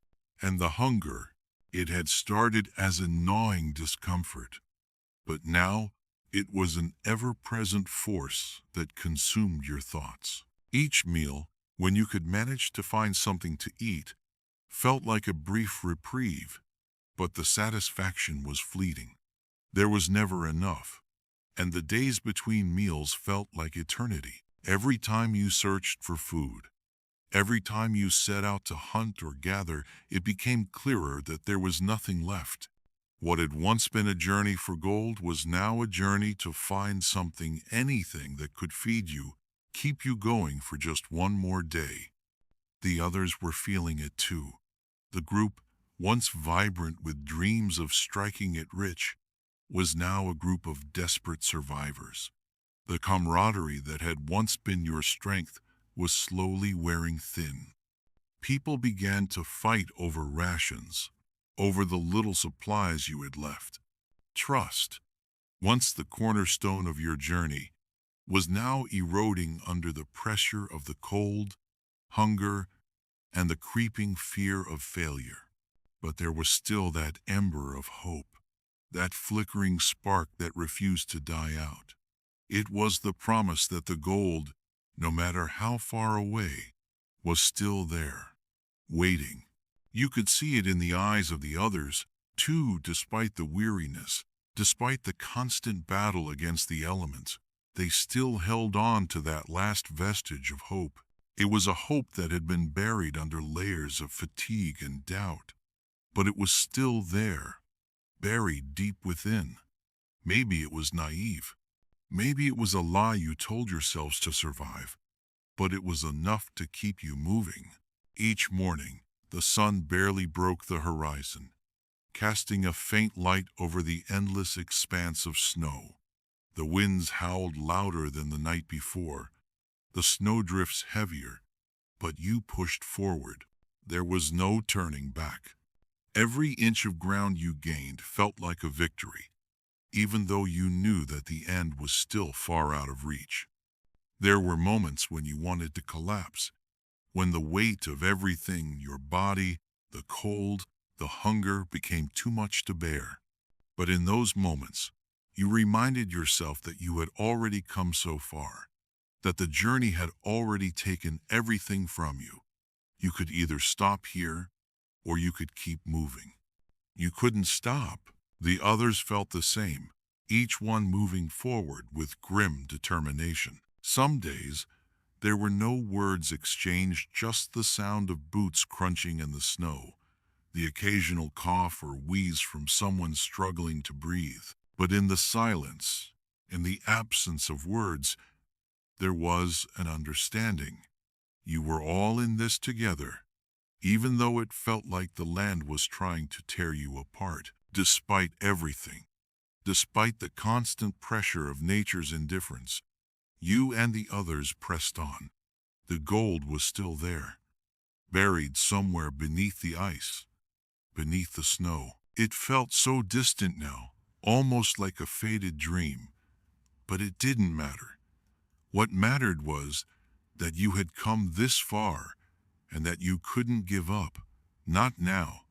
Not when survival had become the only goal. Every step was a reminder that you had survived another day. Every step was proof that, despite everything the Klondike had thrown at you, you were still here, still fighting. And so, you kept going. The gold had been the dream, but now, the only thing that mattered was the fight to stay alive, to endure, to prove that you could survive in a place that seemed designed to break you.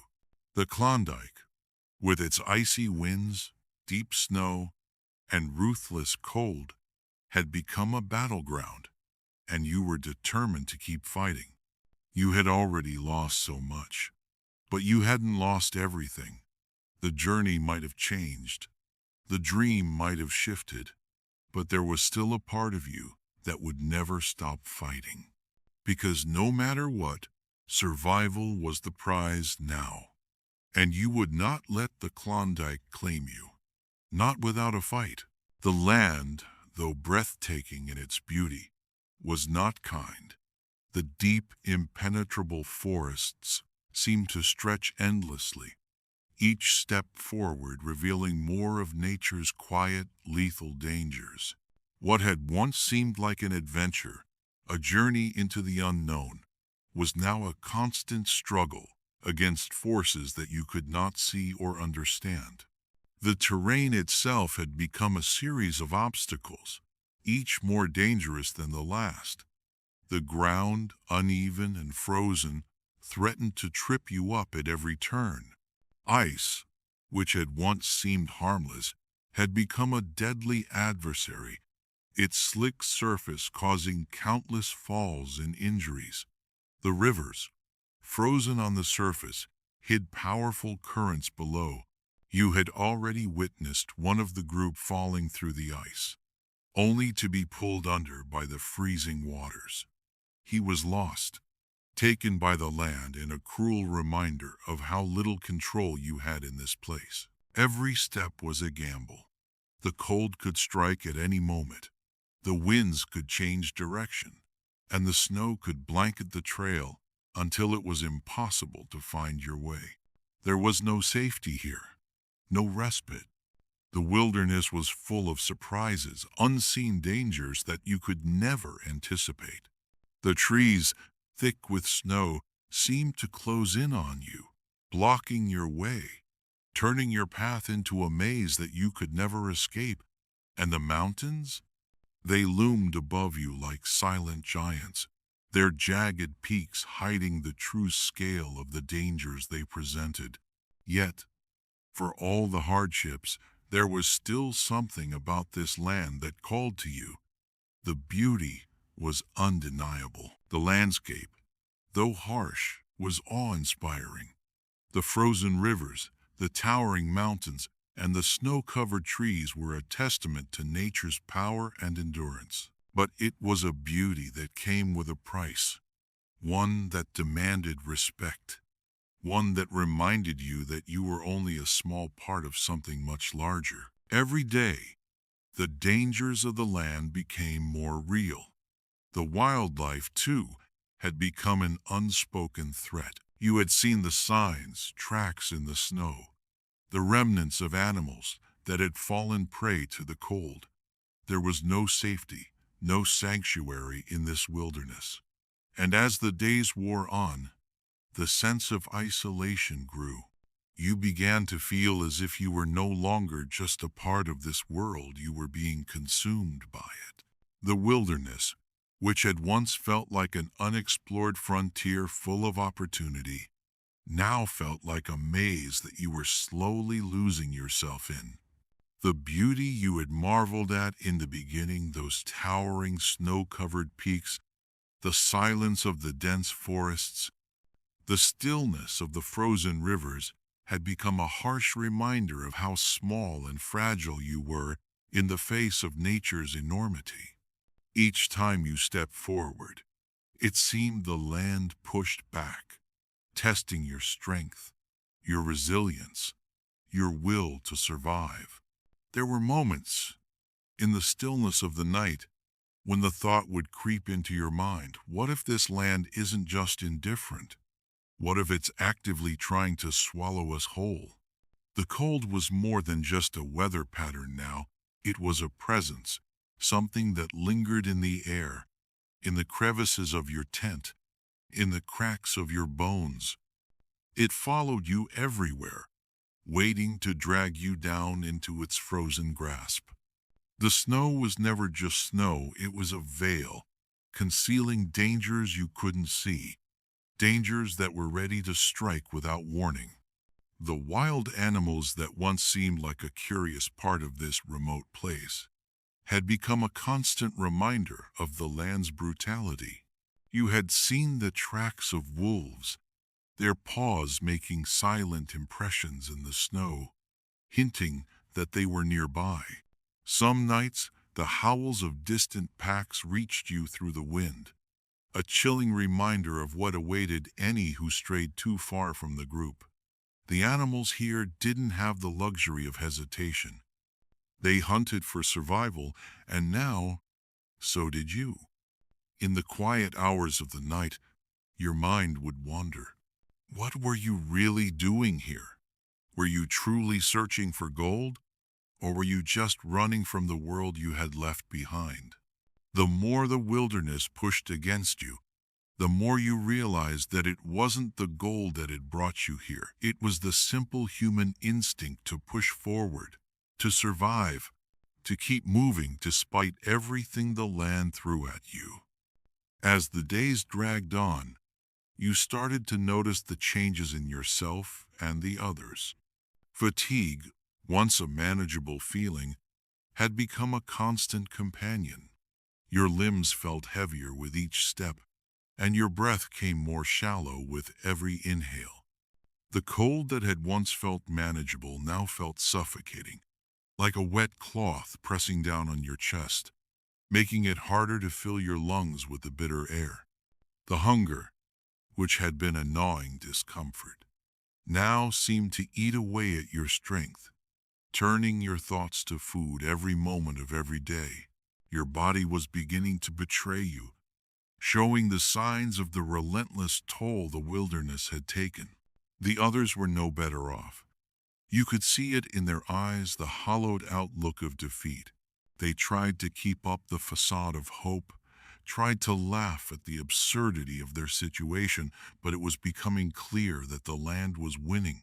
One of the men who had seemed so strong in the beginning had taken a fall, his leg badly injured when the ice cracked beneath him. You could see the pain in his face as he tried to limp forward, but it was obvious that his body was giving out. He was a reminder of how fragile you all were, of how a single misstep, A single wrong turn could be the end. No one spoke about it, but everyone knew. Every person in the group was teetering on the edge. Every single one of you had reached the point where continuing felt more like an act of defiance against the land itself than any pursuit of gold. But despite the mounting exhaustion, the cold that seeped into your very soul, and the growing realization that the dream of riches might never come true, there was still a part of you that refused to give up. Each morning, as the sun barely broke through the thick clouds and the winds howled through the trees, you all rose again. You packed up what little you had left, bundled up in layers of threadbare clothes, and pressed on. There was no time for rest, no time for reflection. The land, indifferent to your struggle, would not wait for you to catch your breath. And yet, despite all of this, there was something that still pulled you forward. It was no longer about gold. Not really. You had come to understand that gold was just a symbol of something much deeper, a desire to conquer, to survive. The more the land pushed against you, the more you realized that survival was its own kind of victory. The gold was only a distant memory, a dream that had once seemed so tangible, but now felt like a mirage, fading with each step you took. The true test of this journey was no longer about the treasure at the end, but about what you would become by enduring the brutality of the Klondike. As the days passed and the land continued to show no mercy, you felt yourself growing more disconnected from the world you had once known. The civilization you had left behind seemed like a dream, a distant echo. The people you had known before, the friends, the family, were no longer at the forefront of your mind. Instead, it was the immediate struggle that consumed you. Each breath of air, each step forward, each moment you fought to stay alive became the measure of your life now. The wilderness had become your only reality. And yet, in the darkest moments, when the cold seemed to suffocate you, when the hunger gnawed at your insides, you still pressed on. There was something in the human spirit that refused to bend. Something deep inside told you that you could still make it, that you could push through the cold, the isolation, the overwhelming fatigue. Maybe it was stubbornness. Maybe it was a refusal to let this land claim you like it had claimed so many others. Or maybe, deep down, you realized that survival was the only gold left to find. The cold, which had once been an inconvenience, had now become an enemy that you could no longer ignore. It seeped into everything: the clothes you wore, the food you tried to eat, and the very air you breathed. It clung to you like a weight, wrapping itself around your body, slowly draining you of strength and energy. It wasn't just the chill that took its toll, it was the way it wore you down, piece by piece. It wasn't enough to freeze you. The cold made you slow, made every movement feel like it took 10 times as much effort. Your limbs, stiff with frostbite, would ache with every step. But you couldn't stop. Not yet. You had seen how the cold could break men, how it had claimed the lives of those who were unprepared, those who had underestimated its power. You had seen one man collapse from exhaustion, his body too weak to withstand the unrelenting cold. You had seen another fall behind, unable to keep up with the rest of the group, his body slowly succumbing to the frost. The cold was as much a killer as any weapon, as silent and patient as the land itself. The snow had started to fall heavier now, as if the land itself was trying to bury you, to swallow you whole. Every step forward was a battle. The wind cut through your clothing, biting at your skin, and the snow swirled around you, blinding you and making it impossible to see more than a few feet ahead. You moved, but it felt as though you were walking through thick mud, fighting against a force that was determined to stop you. And still, you kept moving. The cold made you numb, but it didn't stop you. Not yet. Every step was a victory. Every moment of survival was another reminder that you could still fight, that you could still endure. But the toll was mounting. You began to feel the weight of it, how every moment out here was another minute closer to the edge. Then, one fateful day, the storm came.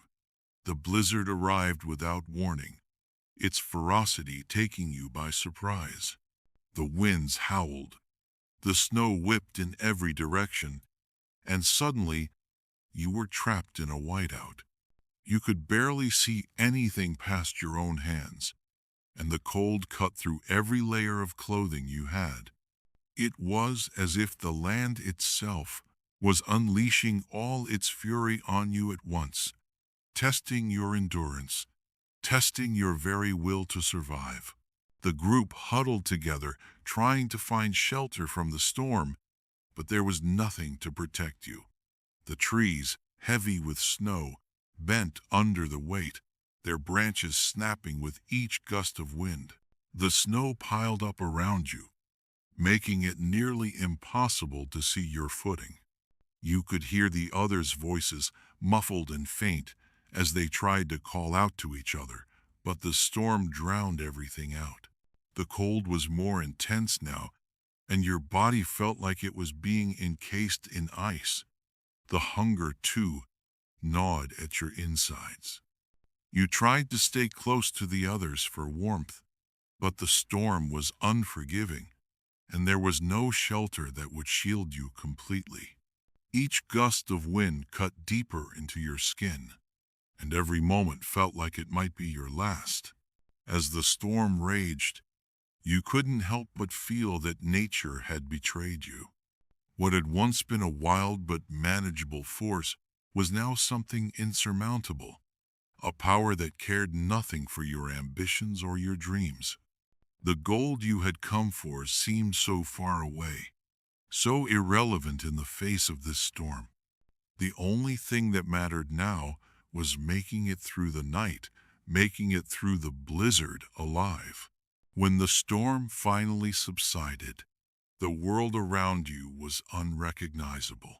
The landscape had changed completely, buried under layers of snow. The trees that had once lined your path were now obscured by drifts of snow. The path ahead had disappeared, replaced by a blanket of white that stretched out in every direction. You couldn't tell where you had come from or where you were going. The storm had taken everything from you, your bearings, your sense of direction, and the hope that had driven you to keep going. You were lost, not just in the wilderness, but in the fight for survival. The cold still clung to your bones. The hunger still gnawed at your stomach, and the fear of disease, of dying in this frozen wasteland, was an ever-present companion. Yet, you pressed on.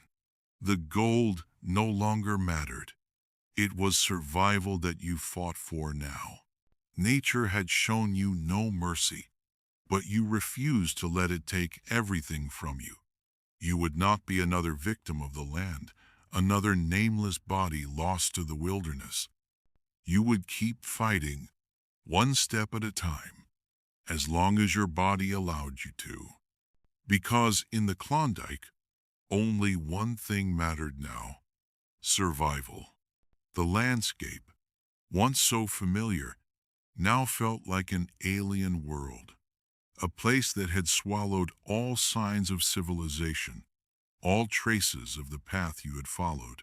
The wind, which had howled through the storm, now seemed to settle, but the silence it left in its wake was deafening. The heavy, unbroken blanket of snow stretched out in every direction, leaving you disoriented, confused, unsure of which way to go. The landmarks you had once relied on were gone, hidden beneath the weight of the storm's fury. You stopped for a moment, your breath forming clouds in the frigid air, the weight of exhaustion pressing down on you. The cold felt sharper now, more intense, as if the storm had carved its chill into your very being. Your muscles, already weary from days of travel, burned with the effort of moving through the snow, the wind biting at your exposed skin. You had no choice but to keep moving. Each step was a struggle against the elements, each movement a reminder that you were still alive, still fighting. The hunger that gnawed at your insides was relentless, but it was the cold that threatened to rob you of the strength you had left. The taste of ice and snow filled your mouth as you trudged forward, your mind fixed on nothing but the act of survival. You thought of the others, the ones who had come this far with you, who had faced the same challenges, the same struggles. Some had already fallen behind, too weak to continue, their bodies giving in to the cold or the sickness that had spread through the group. But you couldn't stop for them, not now. The gold was far away, an illusion that seemed less important with every passing day. It wasn't treasure that had brought you here, it was the drive to survive, to prove that you could endure, that you could make it through the worst that this place had to offer. The fear of disease was still there, a quiet, constant terror that whispered in the back of your mind. The sickness that had taken hold of some of the group was still lurking, waiting for another chance to strike. You knew that you were pushing your body to its limit, that every step you took was one closer to collapse. But there was no turning back. There was no going home. You had come too far. And in the face of all that had been lost, all that had been sacrificed, the only choice was to keep moving forward. Hours passed, or maybe it was days, it was hard to tell, as the light of the sun seemed trapped behind a perpetual veil of gray clouds. The silence of the storm's aftermath weighed heavily on you. The snow creaked beneath your boots, but there was no sound of life. No birds, no animals, not even the rustle of the wind in the trees. The world felt frozen in time, as if you were the last person left in existence, fighting a battle that would never end. The hunger had become almost unbearable, and with it, the desperation to find something, anything that could sustain you. But you knew there was nothing out here. No food, no shelter, nothing to ease the gnawing emptiness in your stomach. You had learned to ration your supplies, but that wasn't enough now. What you had left was barely enough to keep you alive for another day, maybe two, and the thought of running out entirely was a constant fear. Your thoughts began to drift. You thought of home, what it had been like before this madness, before the Klondike had swallowed you whole.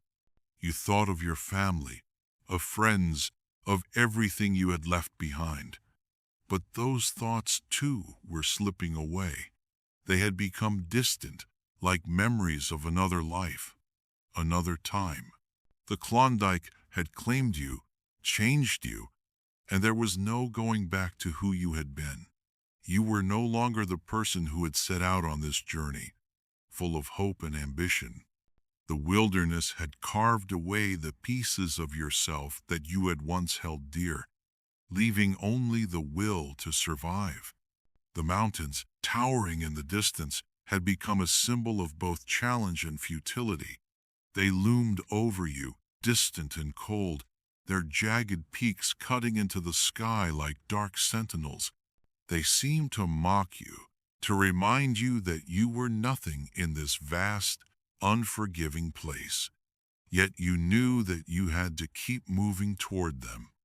You had to keep pressing forward, even if it seemed pointless, even if it seemed as though the mountains were only there to swallow you whole. The journey had become a fight against nature itself. But nature, as you had learned, didn't care for your struggle. It didn't care that you were fighting to survive, that you were pushing yourself to the edge of your limits.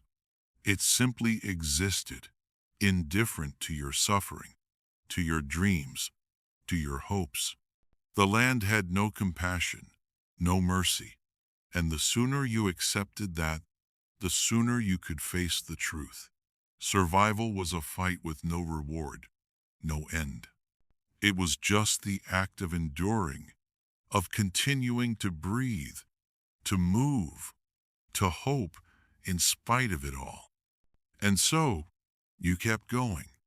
The hunger, the cold, the isolation, they were all just part of it now. You couldn't afford to think about them too much. You couldn't afford to stop. Every step was a decision, a choice to continue in the face of all that the land had thrown at you. It wasn't about gold anymore. It wasn't about the dream you had come here to chase. It was about the fact that you were still alive, still moving forward, still fighting, with each new morning, if you could even call it that. With the pale, washed-out sky, you pushed onward, driven by the primal urge to survive. The gold had lost its allure. Now, all that mattered was the fight against nature, against everything that sought to break you down. The Klondike would either take you, or you would take it. You weren't sure who would win, but for now, you kept walking. The Klondike had claimed so much more than just your strength, your health, and your sense of direction. It had taken your dreams. When you first set out, the promise of gold burned brightly in your chest. The thought of wealth, of riches beyond your wildest imagination, kept you moving, kept you hopeful. But now, as you trudged through the relentless cold, the landscape felt different. The snow-covered ground, once seen as a path to fortune, now seemed like a burial ground, where the hopes of many were slowly being buried beneath its icy surface. The group had dwindled. What had once been a strong, optimistic team of dreamers now felt like a handful of survivors, some of whom had already fallen behind, their bodies left behind in the snow, too weak or too ill to continue. Every day brought with it a reminder that not everyone would make it. The cold had claimed many, the sickness had taken its toll, and now the gold, the very reason you had come, was slipping away from your grasp. You began to notice the others. They had once been filled with that same hope you had, their eyes full of ambition, of dreams of a new life. But now, their faces were drawn, hollow, filled with the exhaustion of days upon days of hardship. Their bodies had withered under the weight of the cold, hunger, and sickness, and you could see the fear in their eyes. They no longer spoke of riches. They spoke only of survival.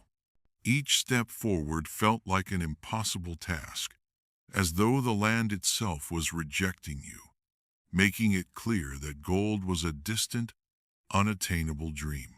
The dream of wealth had become an illusion, a fleeting image that seemed so tangible when you first arrived, but now felt distant and unreachable. The gold you had sought was no longer just elusive, it had become irrelevant. The real struggle had become the battle to stay alive, and with each passing day, the hope of riches faded into the background, replaced by the desperate need for food, warmth, and the strength to keep moving. You thought back to when you first heard the news about the gold strike, the excitement, the thrill of something greater than yourself waiting just beyond the horizon. You had believed that gold was the answer to everything, but the harsh reality of the Klondike had stripped that belief from you. Now, all that remained was the cold, the hunger, the relentless snow, and the nagging question of whether it had all been worth it. The thought gnawed at you constantly, like an insistent voice in the back of your mind. Was it worth it? Was the pain, the exhaustion, the sickness, the lives lost, was any of it worth the promise of gold that now seemed so far out of reach? There were days when the weight of that question almost brought you to your knees.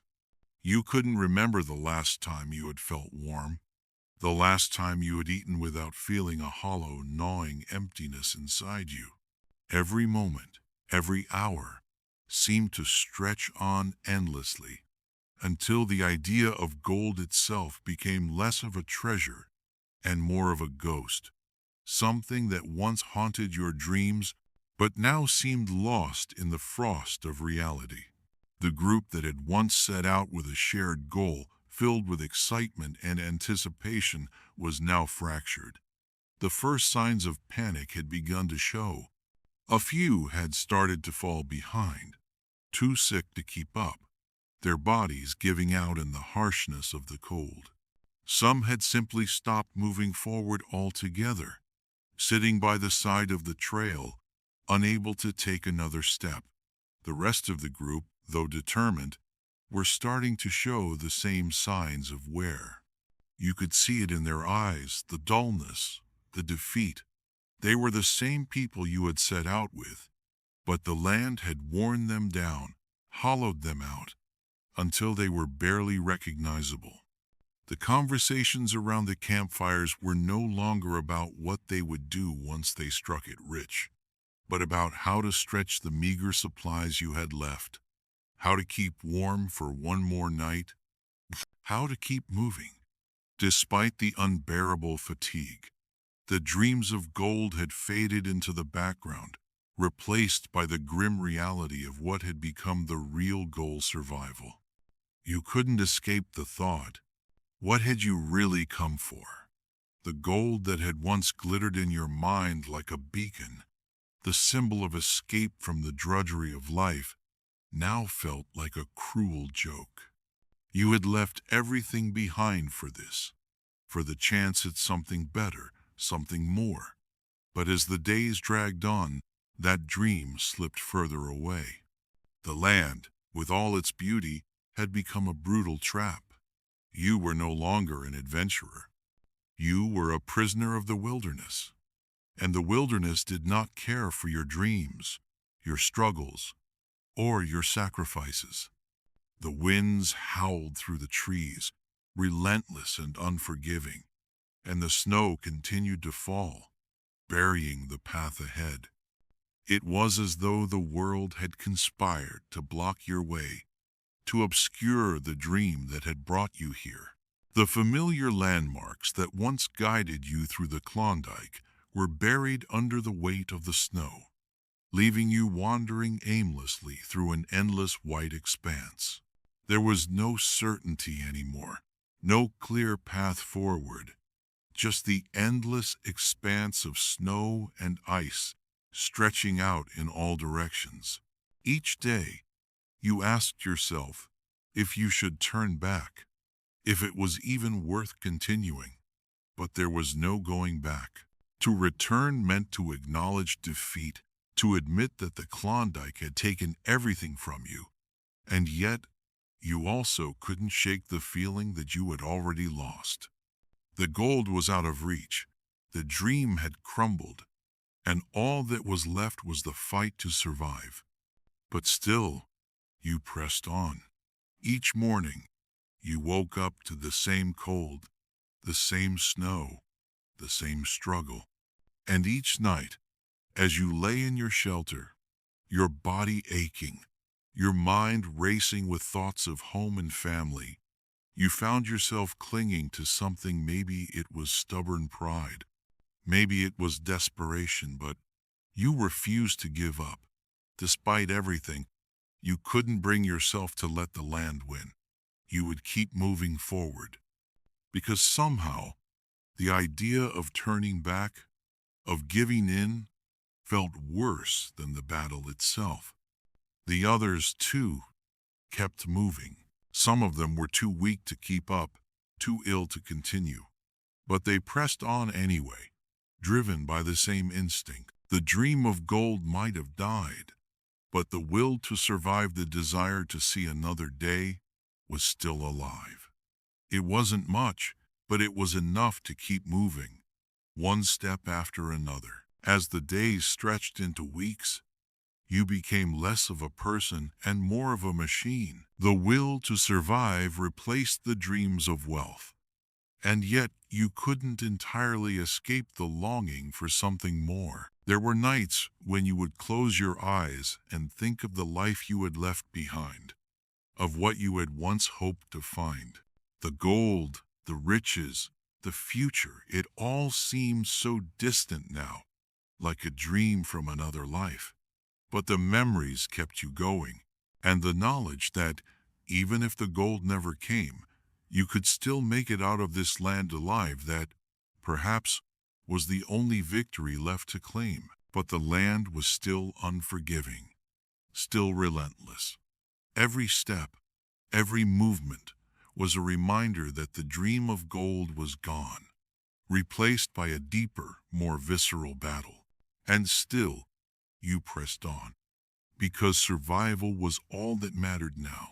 As you neared the end of your journey, you saw the signs. Some of the others had already given up. They had accepted the cold, the hunger, and the endless struggle as their fate. Others still pushed forward, driven by the last remnants of the hope they had once held. But it was clear to you now this wasn't about gold anymore. It was about survival. You were no longer chasing riches, you were fighting against nature itself, trying to hold on to the last shred of life you had left. The toll of the journey was unmistakable. The bodies of those who couldn't continue were left behind in the snow, abandoned like discarded refuse. Some had collapsed from exhaustion, their bodies finally giving way to the unrelenting cold. Others had succumbed to sickness, their once vibrant spirits hollowed out by the long months of struggle. The land had claimed them, just as it had claimed so many before. And for those of you still alive, the gold you had dreamed of was no longer the goal. You had passed that point long ago. The true battle was now against death itself. The group had split. Some had tried to push forward, determined to reach the end, convinced that there was still something waiting for them, some last bit of hope, some glimmer of success. Others, too weak to continue, had decided to turn back, defeated not by the land but by their own bodies. They had lost everything, their strength, their will, their ability to fight. The bitter reality settled in, hard and fast. The journey had taken everything from you, and in the end, it was clear that the gold you had sought was nothing more than a dream, a lie that had led you all into this unforgiving land. There was no fortune to be found here, only the remnants of broken dreams and shattered hopes. And yet, despite the overwhelming despair, you couldn't stop. You had already lost so much. What was one more step? What was one more day? The thought of returning to where you had come from, empty-handed, felt worse than death itself. The wilderness had already claimed so many of your companions. You couldn't let it take you, too. You had come this far, and the only thing left to do was press on.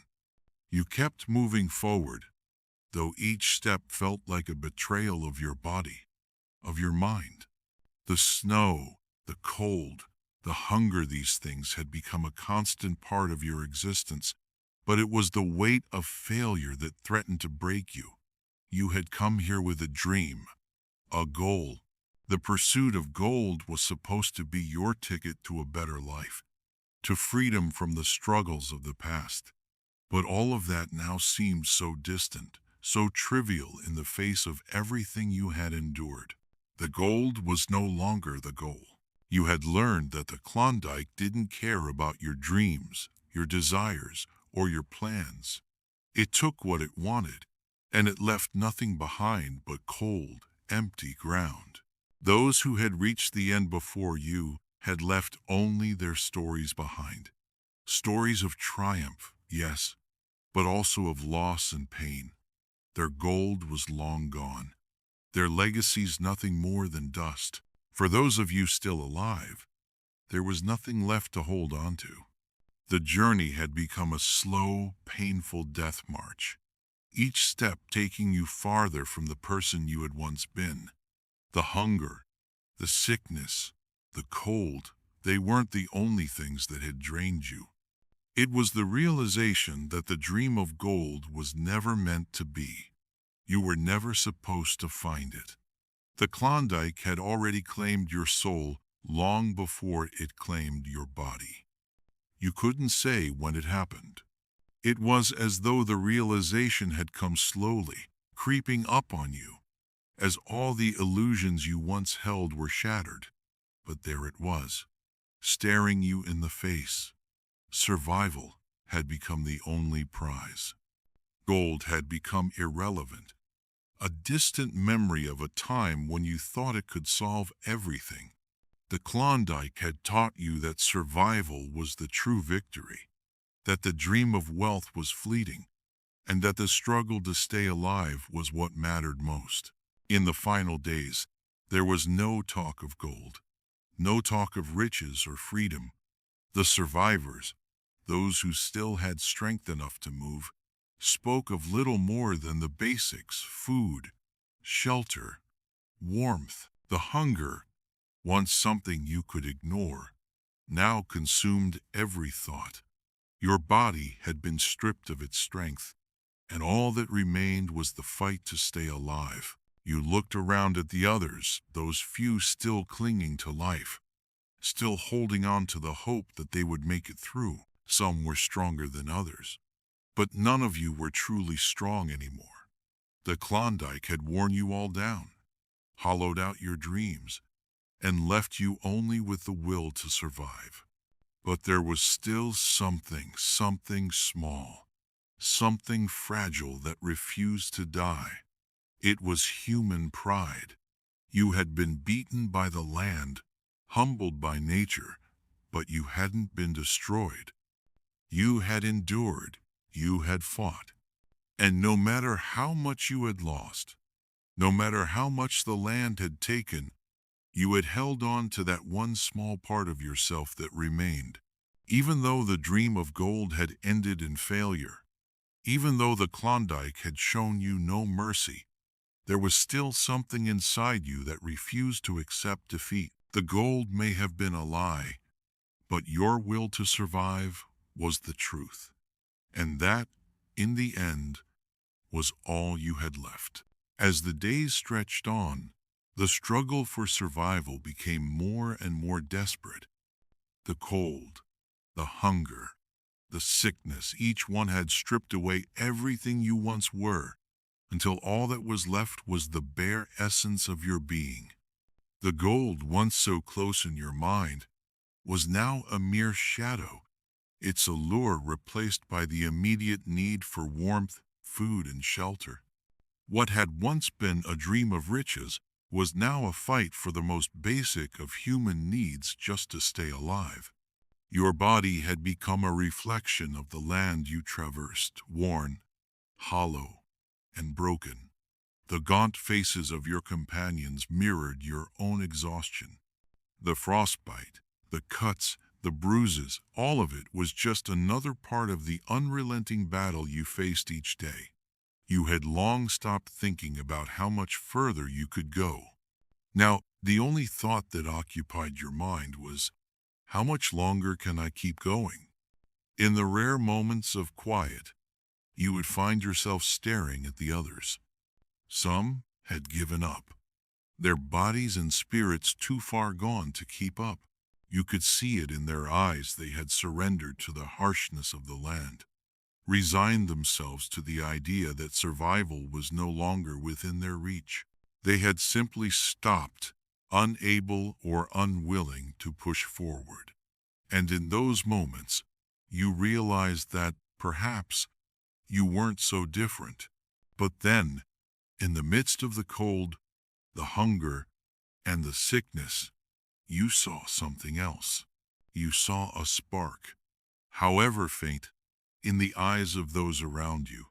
It was the same thing that kept you going, kept you from stopping, kept you from giving in to the relentless pull of despair.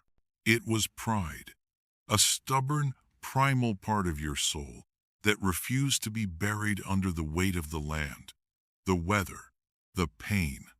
It was the only thing left that made you feel alive. The Klondike, with its bitter winds and endless snow, had broken your body.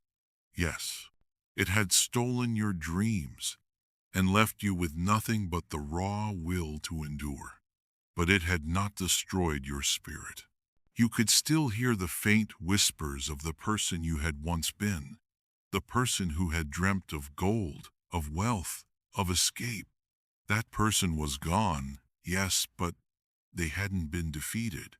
They had simply been transformed. You weren't just fighting for survival now.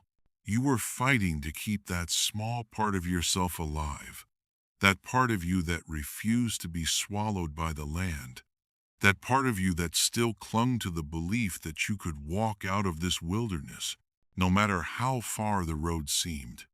Every step forward was a testament to your resilience, to your refusal to give in, to the simple fact that, no matter how beaten you were still here.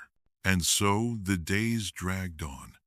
The nights were colder, the hunger more intense. The others, weakened by the same trials, still trudged on beside you, each step a silent victory against the land. The gold had become irrelevant, but survival had taken on a new meaning. It wasn't about wealth anymore. It was about proving that you could endure, that you could keep fighting even when everything else had been stripped away. You couldn't say what the future held. You couldn't even say if you would make it out alive. But one thing was clear. The Klondike had taught you more about yourself than gold ever could. It had shown you the true measure of human strength, not in the pursuit of riches, but in the simple act of survival. And in that, you had found something far more valuable than gold, the unbreakable will to keep going, to keep fighting, to keep living. As you pressed forward, one foot after another, you realized that the land had taken so much from you, but it couldn't take everything. The part of you that refused to give up, the part of you that kept moving even when the world seemed determined to swallow you whole, was the part that would carry you through. Even in the face of overwhelming odds, even in the face of death, there was still that shred of human pride, that primal will to survive. And in the end, that was all that mattered. The gold was a memory. The dreams had been shattered. But you were still here, still alive, still fighting. As the journey ended for those few who had made it through, there was no celebration, no joy in their survival. There was no wealth to be found, no riches to be claimed. The land had taken its toll, and what was left of the gold dream was now just a memory, a faded image of something that had never been meant to be. But the legacy of the Klondike wasn't just about the gold, it was about the resilience, the endurance, the strength of those who had faced it. It wasn't about wealth, it was about the simple fact that you survived, that you fought, and that, despite everything, you didn't let the land claim you. And so, as the survivors of the Klondike limped away from the land that had broken them, they carried with them the knowledge that survival itself had become their greatest triumph. The gold they sought had been nothing more than a shadow, a false promise that had led them into the wilderness. But in surviving, in facing down nature's wrath, and enduring its cruelty, they had proven something far more valuable: the strength of the human spirit. As they walked away, the survivors could feel the weight of the Klondike's harsh lessons pressing down on them. Though they were physically broken, their bodies battered by hunger and cold, and their hearts scarred by loss. The land had taken so much from them: dreams, companions, and health, but it had not taken their will to endure. The brutal truth was that, in the end, survival was the only victory that mattered. The survivors were no longer the eager dreamers who had once set out, filled with hope and ambition. They had been transformed by the wilderness, reshaped by the weight of their experience. The gold they had come to find was no longer even a distant thought. The wealth that had once seemed like the ultimate goal had been exposed for what it truly was: a mirage, an illusion that had lured them into the Klondike, but had no place in their reality anymore. They had lost so much. Some had lost their health, their vitality, their very sense of self. Some had lost their lives, their hopes crushed beneath the weight of the land. But there was something they hadn't lost: their humanity. Even in the face of nature's ruthless indifference, they had not been broken. They had fought to survive against everything the land had thrown at them, and that, in itself, was a victory. The Klondike had tested them in ways they had never imagined. It had stripped them bare, forced them to confront the deepest parts of themselves: their fear, their strength, their desperation. It had taken them to the brink of destruction, and yet they had endured. They had kept moving forward, step after painful step, because there was no other option. As they walked away from the land that had nearly consumed them, there was no fanfare, no grand sense of achievement. There was only the quiet, solemn realization that they had survived. That was their prize. Not gold, not riches, but the strength to continue, the will to live. Some of them would carry the scars of this journey with them forever: the physical marks of frostbite, the lingering sickness that had ravaged their bodies, and the mental weight of all they had lost. Others would return home, if they could, forever changed by the knowledge of what they had endured. They would never be the same people who had left for the Klondike. The land had carved its mark into their souls, leaving behind the remnants of the dream that had brought them here. The memories of the ones who had been left behind would stay with them too. The comrades who had fallen, the friends who had succumbed to the cold, the hunger, and the disease. Their faces, their voices, their final moments would linger in their minds, reminders of the cost of this journey. They hadn't just lost companions, they had lost a part of themselves with each person who had fallen.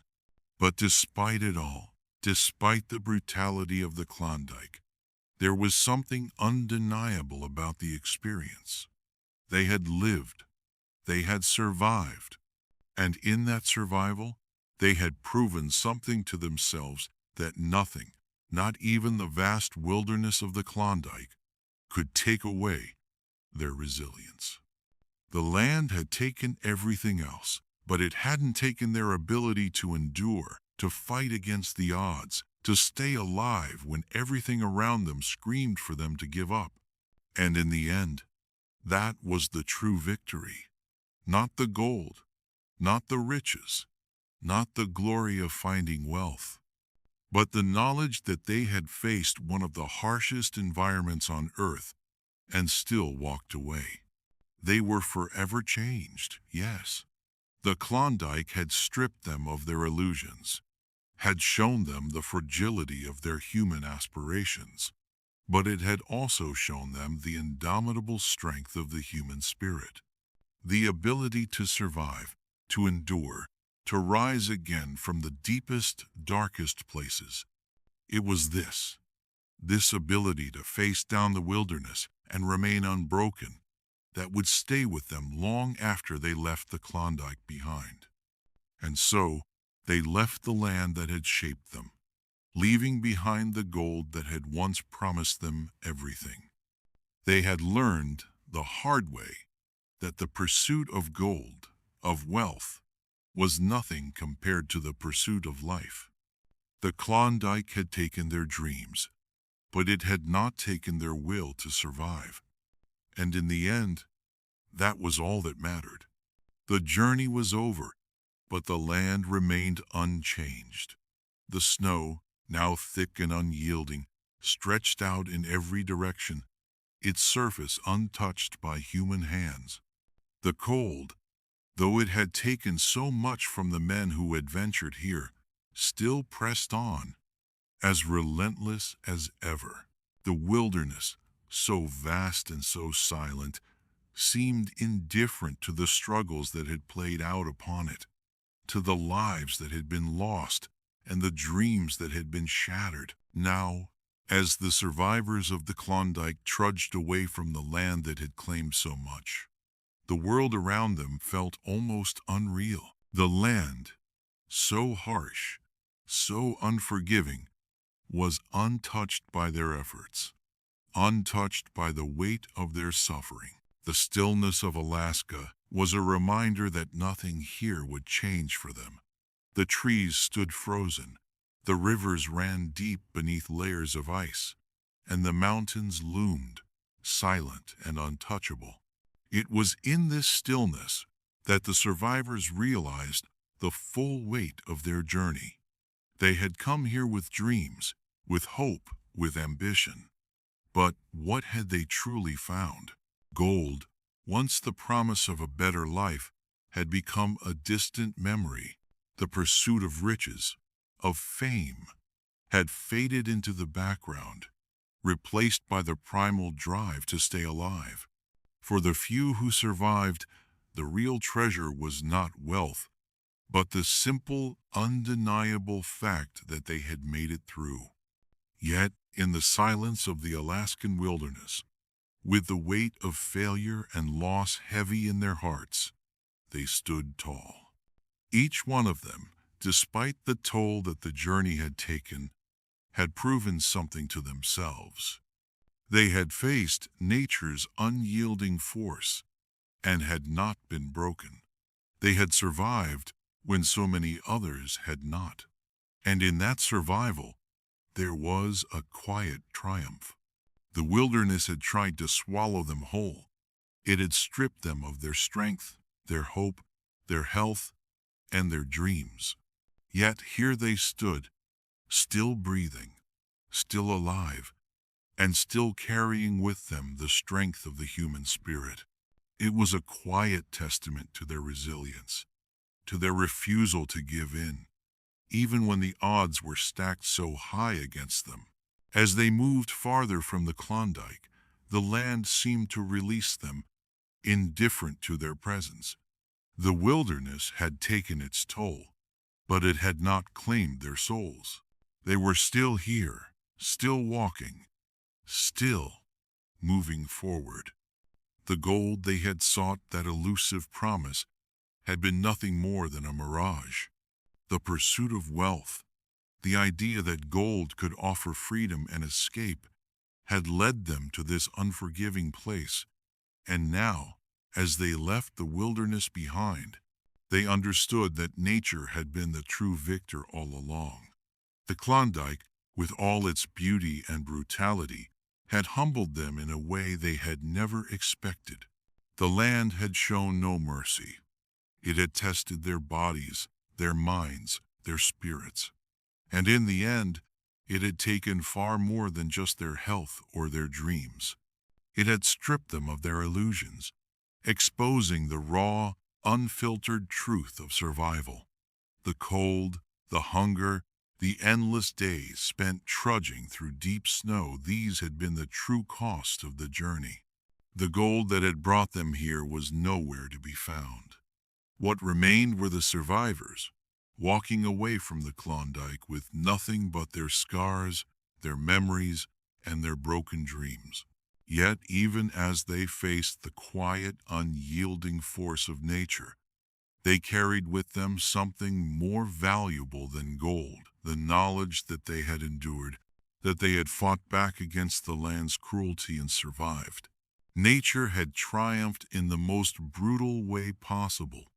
It had shown them how small they were, how fragile their human dreams were in comparison to the immensity of the world they had entered. But despite that, they had not been defeated. They had faced nature's wrath head-on, and although it had taken so much from them, it had not broken them entirely. The survivors, scarred by the journey, carried the weight of the Klondike in their bones. But in their exhaustion, in their brokenness, there was something else, a quiet, unspoken strength. It wasn't the wealth they had come for, nor the freedom they had imagined. It was something more elemental. It was the knowledge that they had endured, that they had stood tall in the face of nature's unrelenting fury and had walked away from it, not unscathed, but alive. As they moved further away from the land that had nearly claimed them, the realization set in. The wilderness had given them no reward. There was no treasure waiting for them, no riches to be had. The gold they had once sought was now a distant, fading memory, a false hope that had lured them to this unforgiving place. But what they carried with them now, what they had gained through their suffering, was something far more valuable than gold: the resilience to endure, the strength to survive, and the quiet pride of having faced the wilderness and lived to tell the tale. They had learned something fundamental, something that could never be taken away. The true measure of wealth wasn't in the gold you could hold in your hand, but in the will to keep going, no matter how harsh the world around you was. The Klondike, with all its brutal tests, had shown them that survival itself was a victory, and in surviving, they had earned a strength beyond what riches could ever offer. There would be no grand return, no celebration, no triumph to be had. There was only the quiet understanding that they had faced the wilderness, had fought it tooth and nail, and had come out the other side, scarred but not broken. It was a victory, not over nature, but over themselves. They had survived, not because they had conquered the land, but because they had refused to let the land conquer them. As they walked away, they knew the Klondike would never leave them. It had marked them body and soul, and it would stay with them, haunting their memories, reminding them of the cost of their dreams. The ones who had fallen behind, who had given in to the land, would never be forgotten. Their sacrifice would echo in the survivors' hearts for the rest of their lives. The Klondike had claimed much dreams, hopes, lives, but it had not claimed the survivors' will. No matter how much the land had taken, they had kept their humanity. The land might have been the true victor, but the survivors carried with them the knowledge that, in the end, it was the strength of the human spirit that had outlasted it all. And so, they moved on, not as victors, not as dreamers of gold, but as something far more enduring: survivors. And in that survival, they carried with them a quiet triumph, a legacy forged not in riches, but in the simple, unrelenting will to live. The gold they had sought, that elusive promise, had been nothing more than a mirage. The pursuit of wealth, the idea that gold could offer freedom and escape, had led them to this unforgiving place. And now, as they left the wilderness behind, they understood that nature had been the true victor all along. The Klondike, with all its beauty and brutality, had humbled them in a way they had never expected. The land had shown no mercy. It had tested their bodies, their minds, their spirits, and in the end, it had taken far more than just their health or their dreams. It had stripped them of their illusions, exposing the raw, unfiltered truth of survival.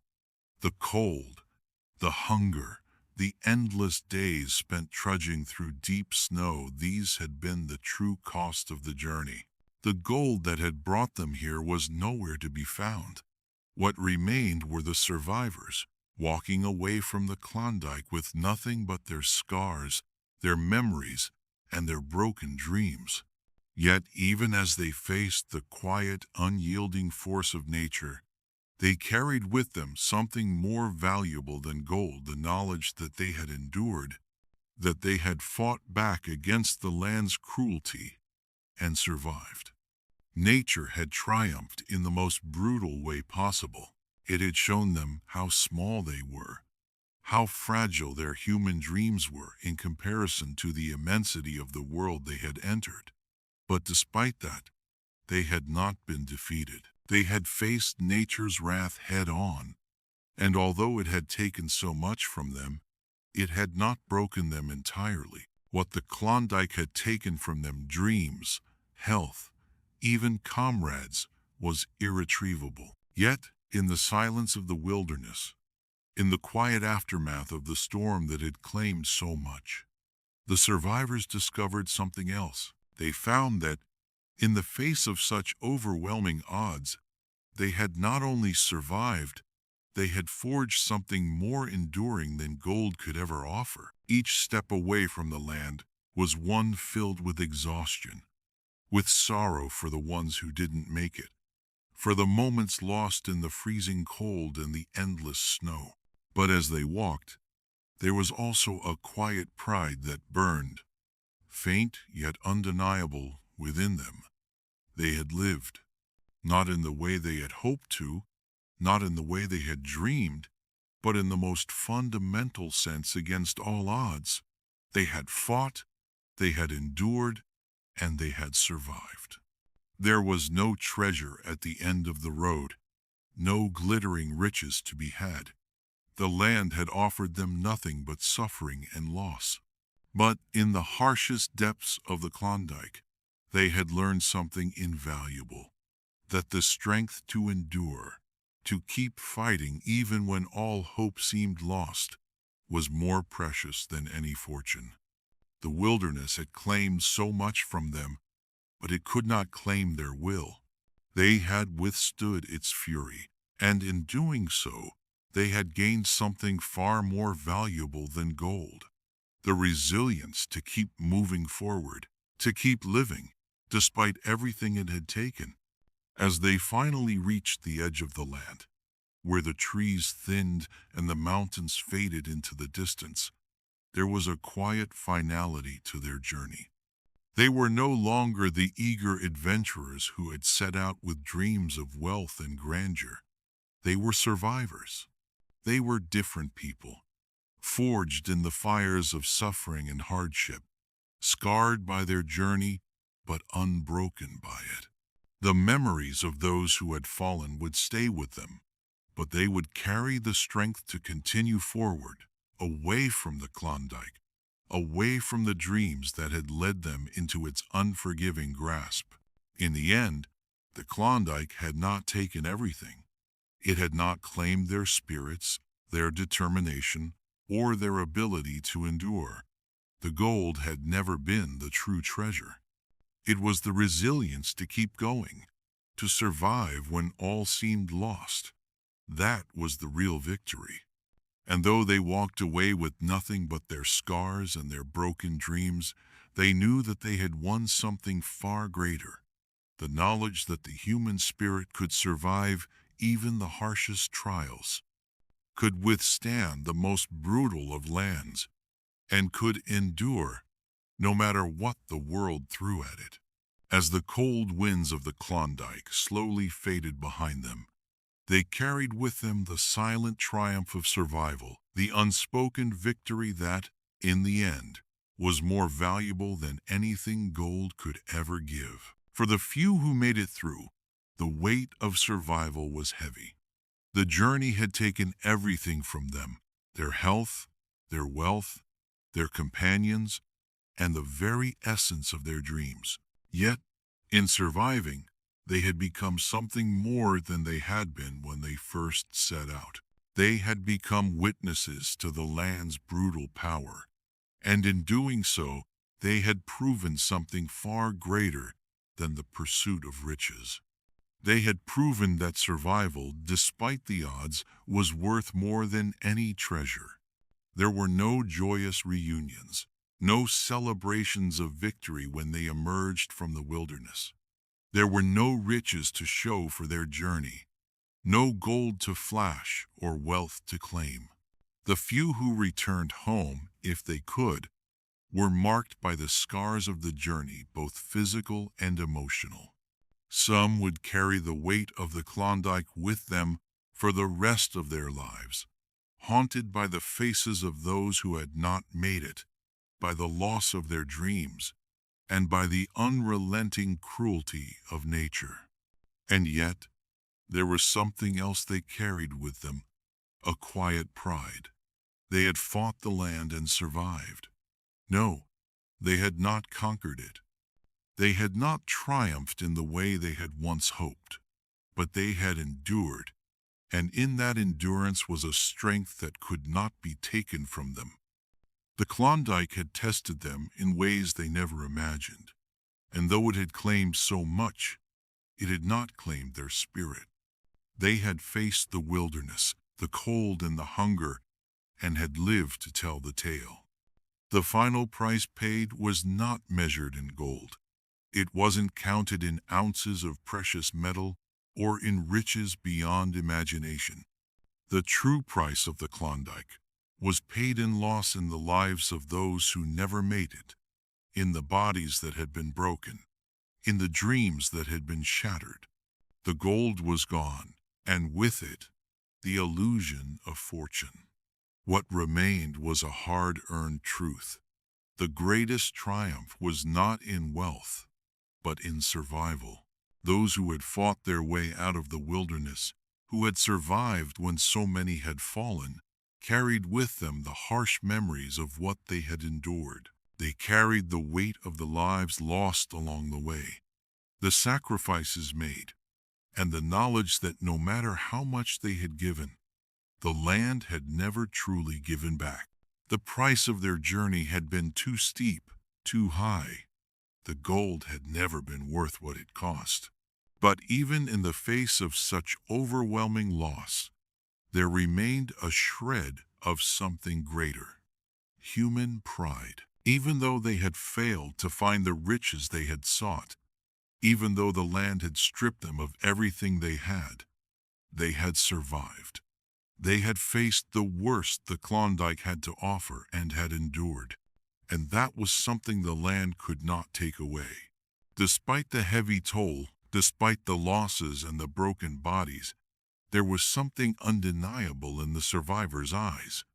It was not joy or celebration, but something far quieter: resilience. It was the knowledge that, though they had been tested to the breaking point, they had emerged from the wilderness not as defeated men, but as living proof of the strength of the human spirit. The Klondike had promised wealth, freedom, and a new life.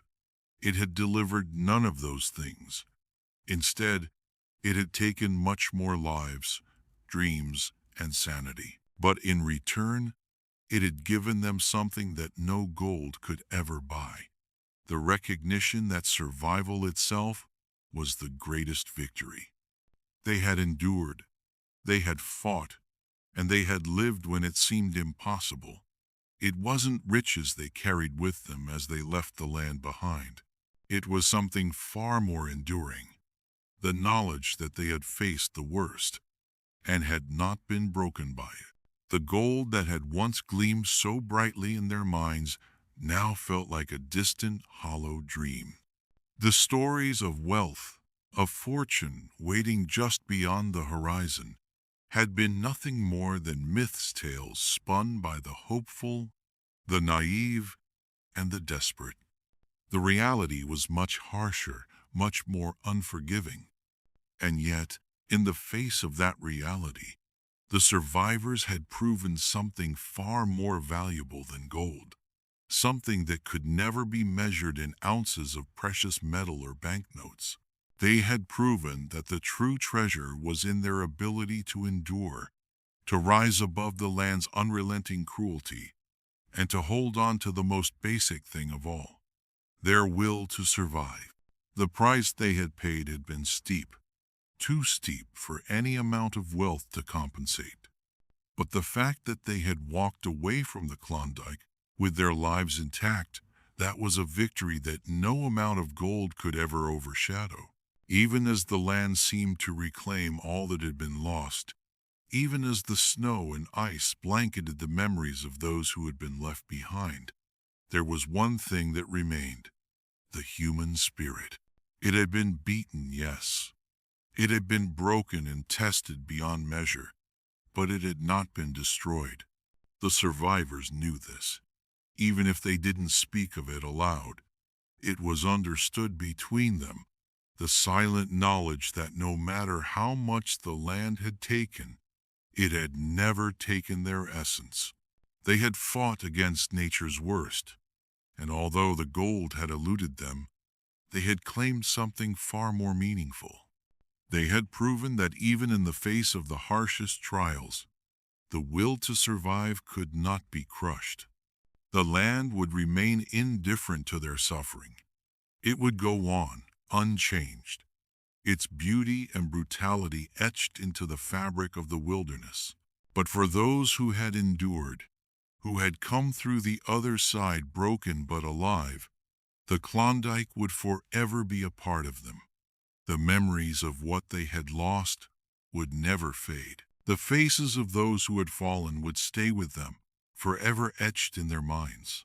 But they would carry on, knowing that the greatest treasure they had found was not gold, but the strength to survive in the face of everything that sought to destroy them. And as they left the Klondike behind, walking away from the land that had shaped them, they did so with something more than just survival. They left with the quiet pride of those who had faced impossible odds and walked away with their humanity intact. They had been broken, yes, but they had not been defeated. The gold was gone, the riches nothing but a memory, but what they carried with them now was something far more lasting. The unyielding knowledge that, despite everything, they had endured. And that, in the end, was enough. As the survivors walked away from the land that had broken them, they did so with the understanding that the Klondike had won. Nature had been the true victor in this brutal contest. It had shown them the frailty of human ambition, the limits of human strength, and the unpredictability of the world. The land had taken so much, yet it had left one thing behind: the unbroken will to live, the stubborn refusal to succumb to nature's wrath. Gold, once the goal of every step, had become a distant dream, a relic of a time when riches seemed like the only path forward. But in the end, it was survival that had truly mattered. The survivors left the Klondike with nothing but the scars of their journey, the memories of those they had lost, and the quiet pride that comes from enduring what should have been impossible. And though the land had claimed so much, it had not claimed them entirely. They had survived not because they had conquered the wilderness, but because they had refused to let it claim them. In the end, nature's triumph was undeniable, but the survivors had fought back, each step of victory against overwhelming odds. And in that, they had found something more valuable than gold. They had found the strength to keep going, no matter the cost. As the long journey came to a close, and the survivors finally found their way away from the wilderness, they rested, each of them now carrying not just the weight of their struggles, but a quiet, hard-earned peace. Their bodies may have been weary, their hearts heavy with loss, but the fight had ended. They had made it. The land was behind them now, the cold winds slowly fading into the distance. And so, as the darkness of the night settled in around them, there was nothing left but the gentle rhythm of their breaths, the soft pull of sleep waiting to take them. The Klondike, in its own way, had taught them to hold on, to push through, even when everything seemed lost. But now, it was time for rest. So, if you're still awake and listening to this story, let the quiet stillness of the night guide you to a peaceful place.